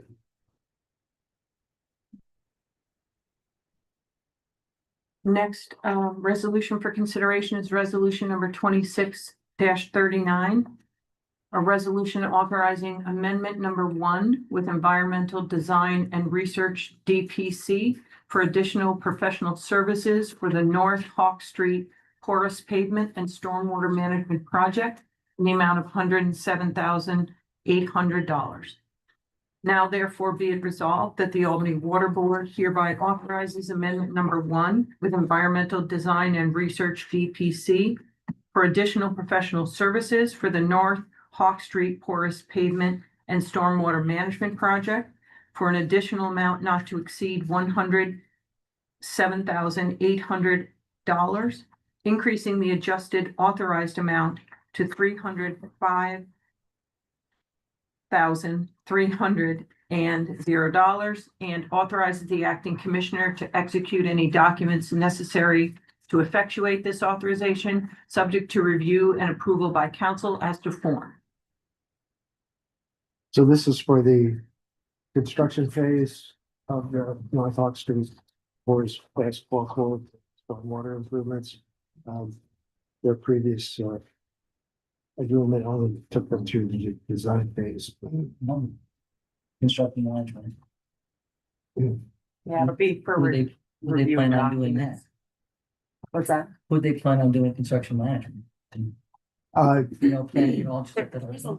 I'll say there was a little bit of design involved in this as well, because Responding we to over. comments. We overstated what we were capable of doing in-house. This is from a while ago, to be honest. And then the drawings had to be significantly altered from the original design, for multiple reasons. So it's cleaning up a little bit of an old mess and then trying to move forward with this. This is a pretty well-funded project, actually. A lot of grant funding on this one. So it was just trying to get us over the finish line. Essentially, an old employee kind of stated that we could do more than we could, and then subsequently left, and we've been shorthanded. So we had to lean a little bit heavier on EDR in this case, but Yeah, it's taken so many years to get from the beginning to and the we had to get, point on this. we had a pretty We've changed staff and they've changed staff. and- correct, and then the review process with EMC, DEC unearthed a lot of issues that had to be cleaned up. So I think we're in a much better place now. We do need to get this done for Orange Street paving. The city really wants to finish their paving on Orange Street next year. So Is there an estimated completion date for this project yet, or you know? Well, we're hoping to get this done this year, depending on when we get out the bid, to be able to pave, it may not be possible, but. be early next You're running year. out of time, right? Okay. Thank you. Probably by summer season next year, this will be complete from a project construction standpoint. Any other questions? May I have a motion to approve? Second, all in favor? Aye. Motion carries. The next resolution is resolution number 26-40. A resolution authorizing extra work authorization number 2 under the Master Services Agreement with CHA Consulting, Inc.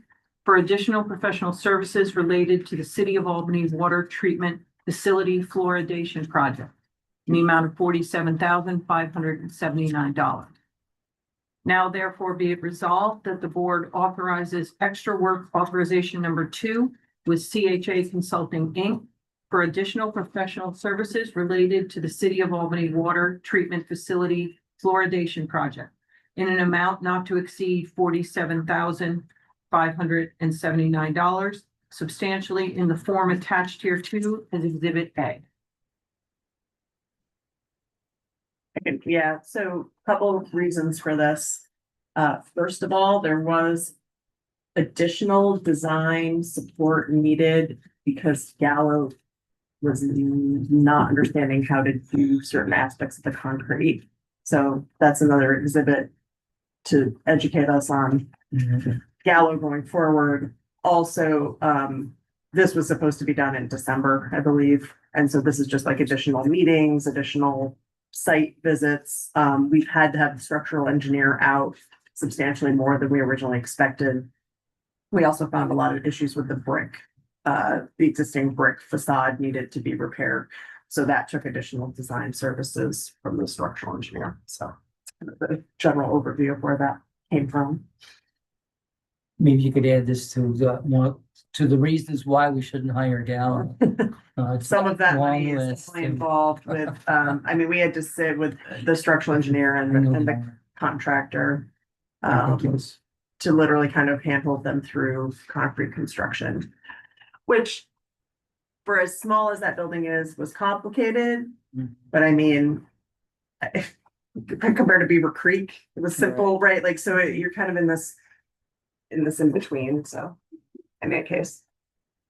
It's not very relevant, but are they also gonna fix the thing that was falling off over the front steps? Oh, that, No, that'll be a no. different, that'll be Different. something different. We might even quote that from a couple of brick contractors that we're pretty good with. So the nice thing with Gallo, we do know the brick contractor that's gonna come do the repair work for us. And they've been there before and we've had decent experience with them, so. It's good sub anyway. As long as we get good subs with them, we're usually in pretty good shape for them. But they are not, we had to, it's another case where you could go forever at Bush to do brick repair. Yeah. You could continue around the entire building and just keep spending. So this is very limited to the fluoride area because of it's associated with the project. Any other questions? I have a motion to approve. So moved. Remove, second. Second. All in favor? Aye. You all right? Yeah, I just had surgery in March. I stretched it a little too far. Don't, you just use your right arm. Yeah. Motion carried. Thanks. The next resolution is resolution number 26-41, a resolution approving acquisition of Hickey property and authorizing execution of payment to close transaction. Now therefore be it resolved that the Albany Water Board hereby authorizes the acquisition of the Hickey property to proceed to closing and authorizes the acting commissioner and the chief financial officer of the Department of Water and Water Supply to execute all documents necessary and convenient, including checks to acquire the Hickey property. And I know this one was a long time coming. I feel like the first It's, time I substituted, but they yeah, I think do have the approval. DEC approval, because we're gonna use grant money for this, but we have to pay and get reimbursed, so, There I was will- just some edits to the deed that I forwarded to title yesterday, and I was actually conversing with them this morning, so we just have to finalize the wording of the trustees deed and hopefully the closing by July 31st. Is this the property where you do additional environmental assessment for? I forget, we've got several properties, actually, we got several different, things, Dickey is the one that's going all the way to closing, we've got a couple more here that we're. All right. still Yeah, I just working. wondered. Thank you. Yeah, DEC's process for doing this is quite lengthy. Mhm. May I have a motion to approve? So moved. Second. Second. All in favor? Aye. Motion carries. I think we're gonna set a record for the number of resolutions. Peace law. Yes. Hang in there, Nora, you're doing great. Resolution number 26-42, authorizing the chairperson to execute extension of the lease with Spectrum Northeast LLC. Now therefore be it resolved that the Albany Water Board hereby authorizes the chairperson to execute all documents necessary and convenient to effectuate the terms of the lease extension annexed hereto as exhibit Appendix A. So I guess I've been making some discussion in regard to this. I know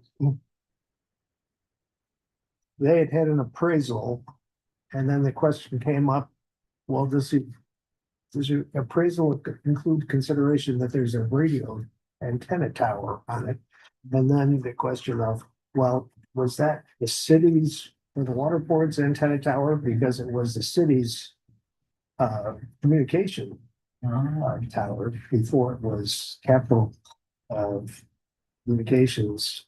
It was Capital Cablevision's original contract. And also because we're planning on rehabbing the upper service tank, but this is right next to where the upper service tank is. So if you ever wanted to replace the upper service tank, it's a prime spot because it's at a high elevation to serve the upper service area. So I also wanted if we were going to do something where we continue to have an antenna tower and some lease there, that we'd have some ability if we wanted to take that land back. Or if the water board just wanted to not be in the leasing business anymore, do we want to sell the property to them or put it up for some sort of a bid to other folks that might be interested. But I think the ownership of the tower is something we might want to have a better definition of. Especially if it, in the event it needs to be dismantled, who's responsible for that? I think there were a lot of loose ends and question marks at this 6-month allows the board to evaluate those, investigate those, and make some decisions. Makes sense. This will come up again, I guess. Okay, it's all right. May I have a motion to approve? Second, all in favor? Aye. Motion carries. Thank you. Next resolution is resolution number 26-43, authorizing the acting commissioner to execute amendment to purchase and sale agreement for Candler property, which is WQIP. Now therefore be it resolved that the Albany Water Board hereby finds that the acquisition of the Candler property in the amount of $295,000 is necessary for the Albany Water Board to acquire the Candler property for source water protection and furthers the Albany Water Board's mission to provide safe drinking water to the residents of the city of Albany and the users of the Albany Water Board system. And now therefore be it further resolved that the Albany Water Board hereby authorizes the acting commissioner of the Department of Water and Water Supply to execute all documents necessary and convenient to effectuate the acquisition of the Candler property, including the amendment to the purchase and sale agreement annexed hereto is Appendix A. I have a question. If we're acquiring this property, will we then have to amend our easement with Mohawk Hudson Land Conservancy? I mean, it's not a lot of property compared to the mass. Yeah, I think, we have to disclose that into the, and it was determine whether that's gonna be under Yeah. conservation easement. And whether we've got, more carbon, Maybe. more, Carbon credits. working woodlands and so forth. Yeah. Any questions? I have a motion to approve. So move second. All in favor? Aye. Motion carries. Next Land bear. Next resolution is resolution number 26-44, authorizing the chair to execute agreement for water sanitary sewer service for first prize redevelopment. Now therefore be it resolved that the Albany Water Board hereby authorizes the chair to execute the intermunicipal agreement with the town of Colony for the provision of sanitary sewer services for the first prize redevelopment project, annexed hereto as Appendix A, and subject to the review and approval of the town board of the town of Colony. Bill, I have one question. Yeah, Was this the most complicated one you ever had to deal with? I think so. Just Yeah. for the record, it's half in Albany and half in Colony, so it's, yes. Yeah, well, they started off with some buildings being partially. So like if you were in this part of the building, you'd be in one school district and you're in this part of the, it'd be another. Then they changed it so that the buildings were either in Albany or Albany. It reflects it, Um, whichever you want to go. It's, and the discussions really got into how they charge for the sewer system because they have a property tax and whether, and because their ad valorem tax for that is town-wide, whether they still have to pay the town property tax and whether we give a break on the sewer. And he said, no, we're just gonna charge what we charge our customers and for whatever you have to do with your charges with this for your property tax, you can figure that part out in town. So we kind of went back and forth for quite a bit. And lawyers have changed, years have gone by.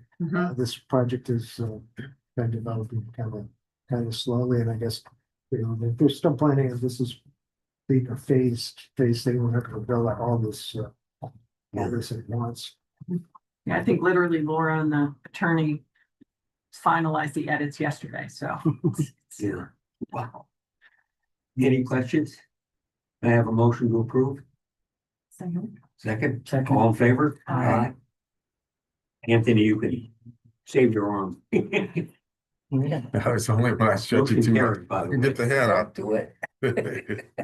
The next resolution also has to do with the first prize, resolution number 26-45, authorizing the chair to execute municipal agreements with First Prize Development Partners LLC. Now therefore. Oh, okay. Just on my copy. We got it. Got it. Okay, Now therefore be it resolved that the Albany Water Board hereby authorizes the chair to execute the municipal agreement with the First Prize Development Partners LLC for the provision of sanitary sewer services for the First Prize redevelopment project annexed hereto as Appendix A. So this, I guess the thing that needed to be worked out was if this is development phases, it may actually involve multiple different partnerships, and so forth as it gets built out. And so if there has to be some agreement with EDC about this being private sewer system, we wanted to make sure that if there's more parties that become involved, that it gets disclosed about who's going to maintain the system. So we're not, it's going to be a private sewer system and it's going to discharge into what we're going to take. What we have the crossing the tracks to the county heating stations. But we're not going to be maintaining the sewer system, which means it's privately owned and operated. And idea is, however that's worked out with DEC approval, if it then involves multiple different corporate entities later, that all gets disclosed to DEC and to the water board. I think from a point of view, if there's something broken, it has to be repaired. We have things in the city code about it. If you've got something in the city that has to be fixed, that the city can go in and repair it at the cost to the owner. So I think that covers this from that point of view, and there's no sewage pumping stations involved, so probably there will be not much problem with a gravity sewer system for into the future. And this sort of wraps up our involvement. We don't have to do. So this kind of wraps it up. There's some language in this agreement that kind of says, hey, if they don't go forward with this, there's no obligation, which seems like a moot point, but right. it seems like they've been moving ahead. I think they had a lot of environmental remediation, they had with application, and now they're really thinking about having the site plan approval and moving ahead with their financing. May I have a motion to approve? Process. Motion moved. Second. All in favor? Aye. Motion carries. Only 10 more to go. Resolution number 26-46. Resolution authorizing the transfer of funds to AMWFA for disbursements to Hodgson Russ LLP for bond counsel services related to various AMWFA capital financings and matters in the amount of $346,900. Now therefore be it resolved that the Albany Water Board hereby authorizes the Chief Financial Officer of the Department of Water and Water Supply to transfer to the Albany Municipal Water Finance Authority funds in the amount of $346,900 as set forth in the statement dated June 12th, 2026, annexed hereto as Appendix A, subject to reconciliation and confirmation by the Chief Financial Officer. So when we have bond issuances from the authority, usually everything with the bond council gets taken care of at the time of closing. But with the EFC closings, we usually put bond council as one of our line items for disbursements. But typically, we haven't been able to get that dispersed on. We've gone to our long term. And so in most cases, then that money never got dispersed and we might have got a reduction in our debt service payments. But we've had a whole lot of, I forget, 26. We had many short-term and long-term closings, and with Joe Scott retiring and other people taking over, they wanted to get everything caught up. So this transfer puts money into the finance authority's account so that they can be paid out as an expense of the authority. Do they have to have another meeting to approve this, or do we include it? They I have a motion to approve. Motion moved. Second. Second. All in favor? Aye. Motion carries. Resolution number 26-47 is a resolution authorizing disbursement to Cerity Partners for quarterly investment advisory services, the amount of $2,500. Now therefore be it resolved that the Albany Water Board authorizes payment to Cerity Partners in the amount of $2,500 for quarterly investment advisory services for the periods of 4/1/2026 through 6/30/2026, annexed hereto as Appendix A. Is routine. May I have a motion to approve? Just have a question. Did they change their name again? Saturday, yeah, They yeah, changed their name again. Yeah. yeah, it was From great Gay point. Point. And on the third time, Yeah. Hugh Johnson, Gray Point, Claire, right? Oh, there was something else in there too, wasn't there? First Albany at one. Oh, we Running all from the did. authorities. God. Okay. And you sent over a draft. They're hiding. Do they want us to enter contract? I think that was, I think council wanted to, review that. Review it. And we could do that in a future meeting. Maybe if we have a joint meeting for the audit, that would be a good point. You know, given that we're short a member and they're short, the finance authority is short about 10 members, we could just meet together, yeah. Well, that would save the auditors from making trips and having to stay over if they're coming from Right. Buffalo. Agree, yeah. Yeah, that would work. I'll move the resolution. Thank you. Yeah. Second, all in favor? Aye. Next resolution, number 26-48, a resolution authorizing disbursement to Peter W. Beck as expense reimbursement for use of personal vote for post-construction compliance testing in the amount of $1,200. Now therefore be it resolved that the Albany Water Board authorizes disbursement to Peter W. Beck in the amount of $1,200 as expense reimbursement for use of his personal vote for post-construction compliance testing in accordance with the order on consent as more fully described in the reimbursement request annexed hereto is Appendix A, and the department reimbursement request form annexed hereto as Appendix B. Bill gave me a heads up about this one. This is entertaining. Go right ahead, Mr. Simcoe. Well, so the full communities have to do this post-construction compliance monitoring. It's every week on Wednesday between May and October.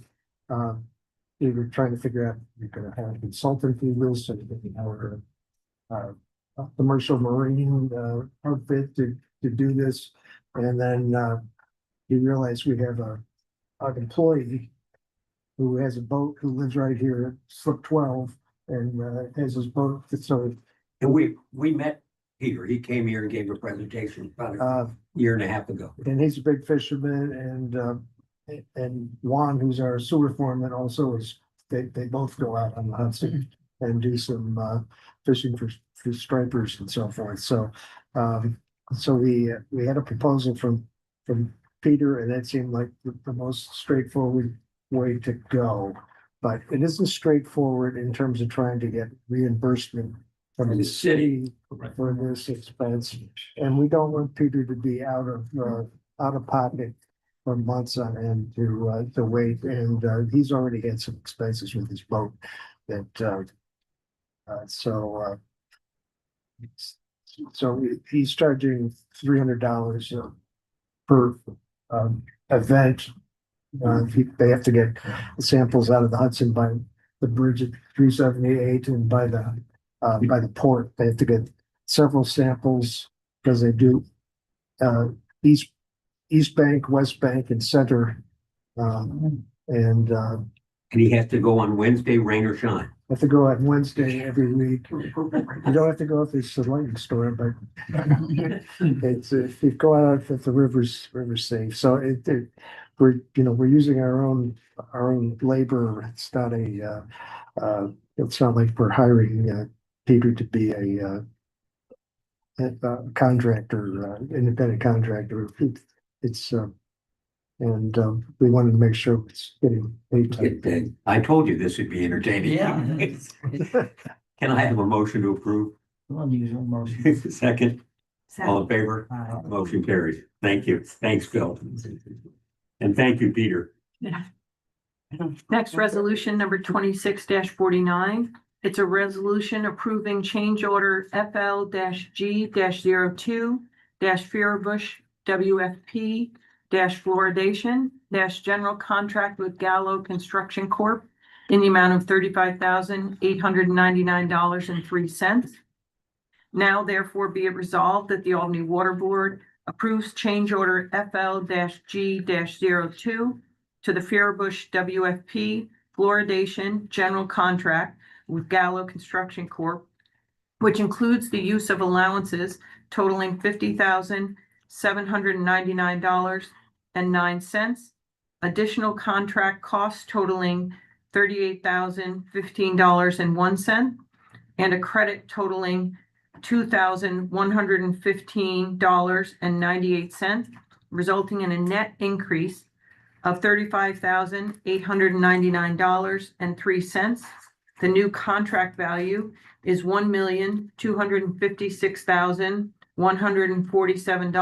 $1,256,147.22.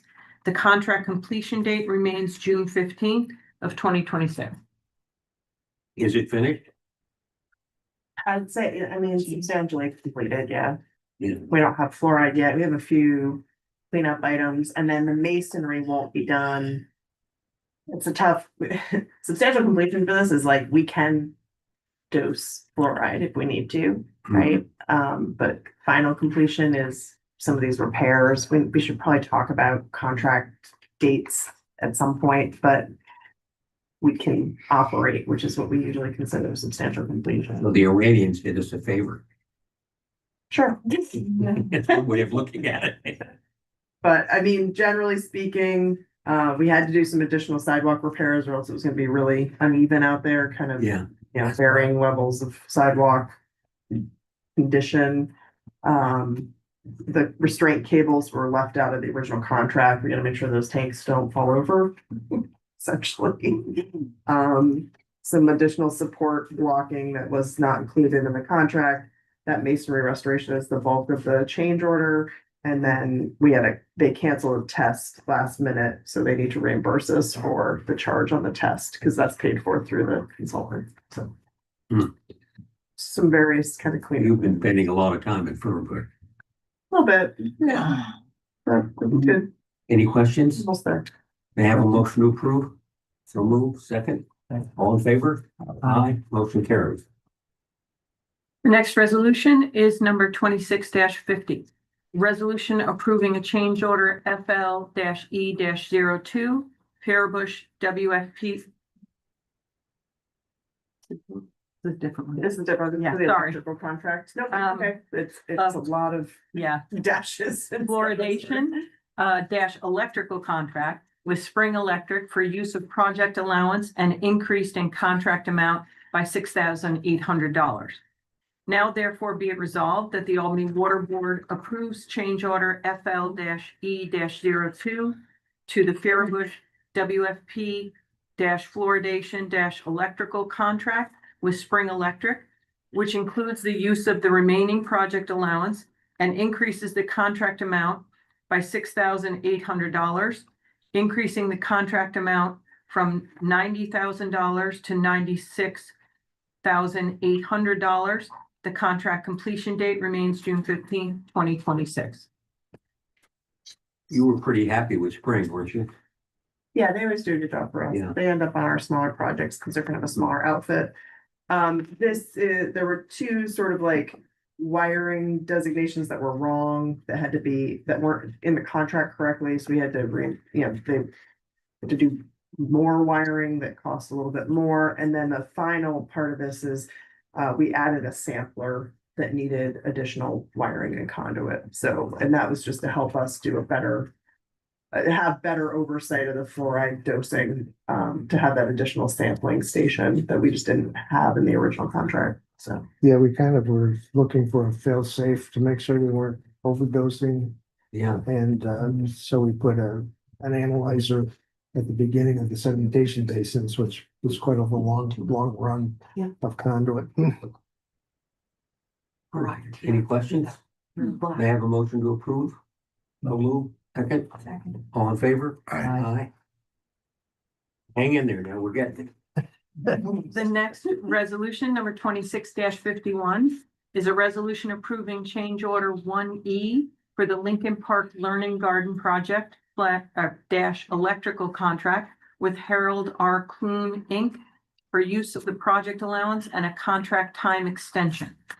Now therefore be it resolved that the Albany Water Board approves change order number 1E, annexed hereto as Appendix A, to the Lincoln Park Learning Garden Project dash electrical contract with Harold R.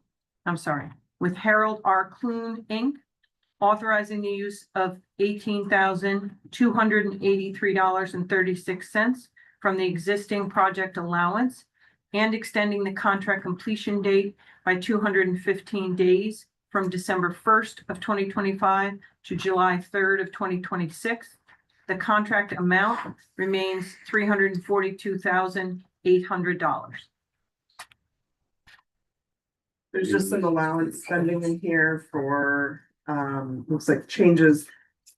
Kind of the same thing, unforeseen design changes, that are built in. They still have a remaining allowance. So we haven't spent, there's no additional funds on this. And then some of their delays are just because it's easy at this point. So we had to give them the same grace on their time. So. Any questions? And motion to approve? Second, all in favor? Aye, motion carries. Next resolution is number 26-52, a resolution approving change order LM-G-06 to Faribush WFP-Lime and Maintenance Building General Contract with AMZ Construction Services, Inc. to decrease the contract amount by $30,000. Now therefore be it resolved that the Albany Water Board approves change order LM-G-06 annexed hereto as Appendix A to the Faribush WFP-Lime and Maintenance Building General Contract with AMZ Construction Services, Inc., decreasing the contract amount by $30,000 for the unused cold weather concrete allowance. The new contract amount is $1,272,266.79. Therefore, there is no change to the original contract completion date. I'm sorry, there is no change. The original contract completion date of January 17th, 2026. We thought we might pour concrete in the winter and we couldn't. So it's great. It's great. Contract time's a little weird on that one too. We did leave it at January. I don't know. We probably need to be a little cleaner on our times, but we're gonna. We didn't go through with changing the timeline on that, so it is complete.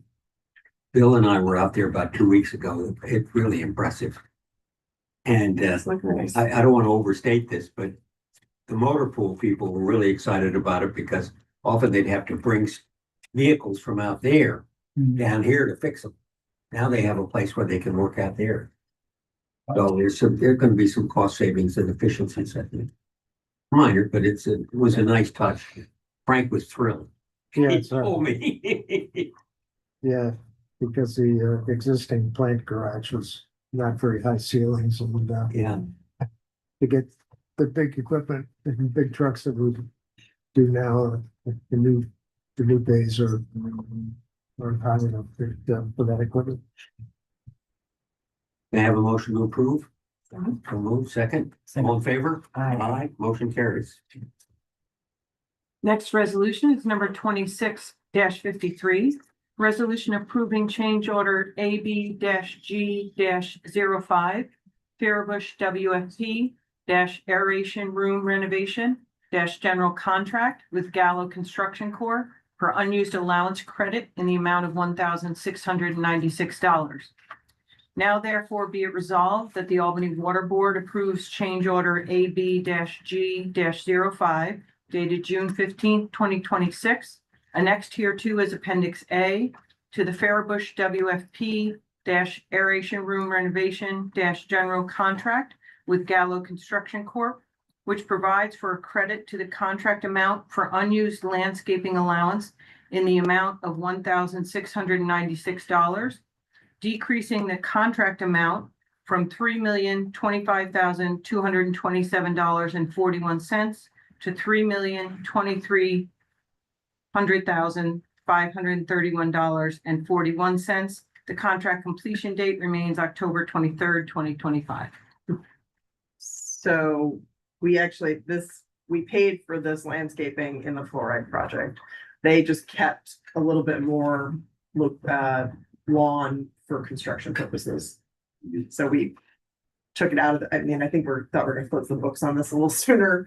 So we were trying to get this credited back, and we are closing this contract out. That's why we need to resolve this last week. We have a motion to approve. Second, all in favor? Motion carries. Next motion is resolution number 26-54. A resolution approving change order L-2025-C3-01 Manning Boulevard Complete Streets and Lead Service Replacement Newcastle Paving in the amount of $422,102.59. Now therefore be it resolved that the Albany Water Board approves change order L-2025-C3-01 to the Manning Boulevard Complete Streets and Lead Service Replacement Contract with Newcastle Paving, which includes an expansion of the scope of work as set forth in Appendix A and an increase to the contract in the amount of $422,102.59. The new contract amount is $1,061,914.04. The contract completion date remains October 17th, 2025. So out at Manning Boulevard, the city did some stormwater improvements out there. It was missed in design that they were actually dumping into our CSO with that system when we could have been going to the stormwater system at Albany High, which meant we had to extend storm sewer from Manning Boulevard down one block of Lancaster to get it in at North Pine. I don't know where Pine switches there, but in any case, yeah. And so we pulled it off of Western, put it down Lancaster instead. This is split into two parts because we did the lead service line replacement. Since we're digging in that area, we might as well get those done. We had the lead crew available to us through Newcastle. So 160,000 worth of that is lead service line replacement work. The other 262 is storm sewer work. And what this does is it allows us to control those storm flows instead of letting them just flow out to Western Ave. Great. Yeah, that was 20-some years ago. Or Dan Ershberg designed this stormwater system that we have on West Lawrence, and it connects down to North Main, which connects to the high school. He had left a stub out so that you could pick up future drainage coming off Manning Boulevard. And so when we realized that they were doing separated storm stuff on Manning, he said, "Oh, that was the plan 20-some years ago." Yeah. That it was going to be, there was a stub for it. Required a little bit of adjustment to their system because we had to divert it back from Western to Lancaster, but So most of Manning now is going to that storm. So some of it's still over by Western Avenue. Some of it's still ended up going into the combined sewers. But they're trying to keep more storm sewers into that one system. Any questions? I have a motion to approve. Second, all in favor? Motion carries. Thank you. And for the grand finale, we have resolution number 26-55. Resolution authorizing a task order under the Master Services Agreement with CHA Consulting, Inc. for design services for the Schuyler and Liberty Park CSO Elimination Program in the amount of $523,100. Now therefore be it resolved that the Albany Water Board hereby authorizes a task order with CHA Consulting, Inc.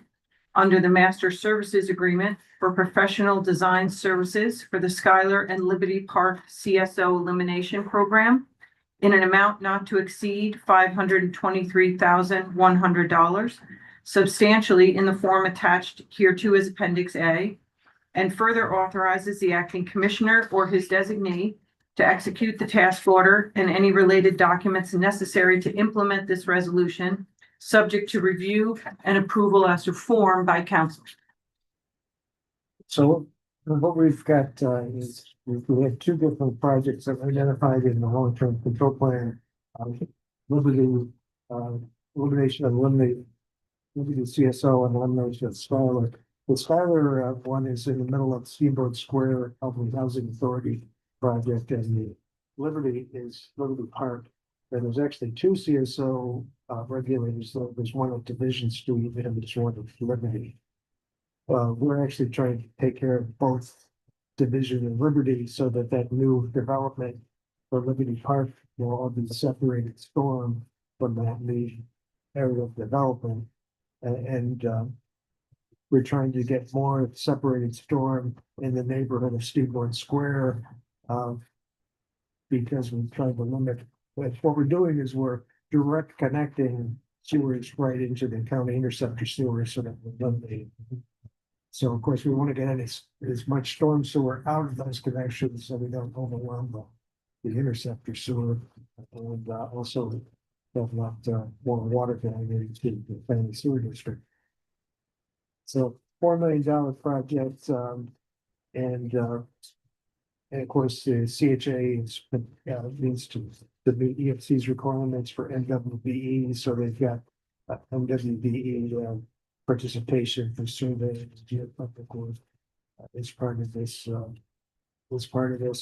And our financing for this is pretty much 75% grant funded, including the financing for the engineering part. And these particular projects have consent order deadlines of October 1st for the Liberty project and December for the Schuyler project, our plans and specs.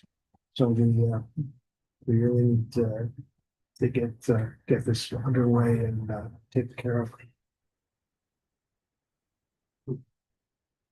Any questions?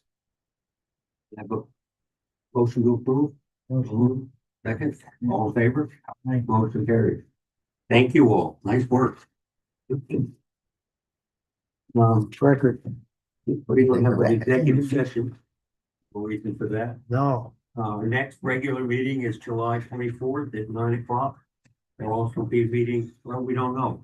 Yeah. You want to have an audit meeting that time too? In July? Yeah. 24th? No, I think we're gonna have the audit meeting in August. Right, okay. So we don't need an audit committee meeting. That okay with you? Bill, one last meeting? Oh, Yeah, I thought you'd like that. All right. we can have another governance. Okay, can I have a motion to adjourn? So moved. Second, Second. all in favor? Aye. Nobody's against that?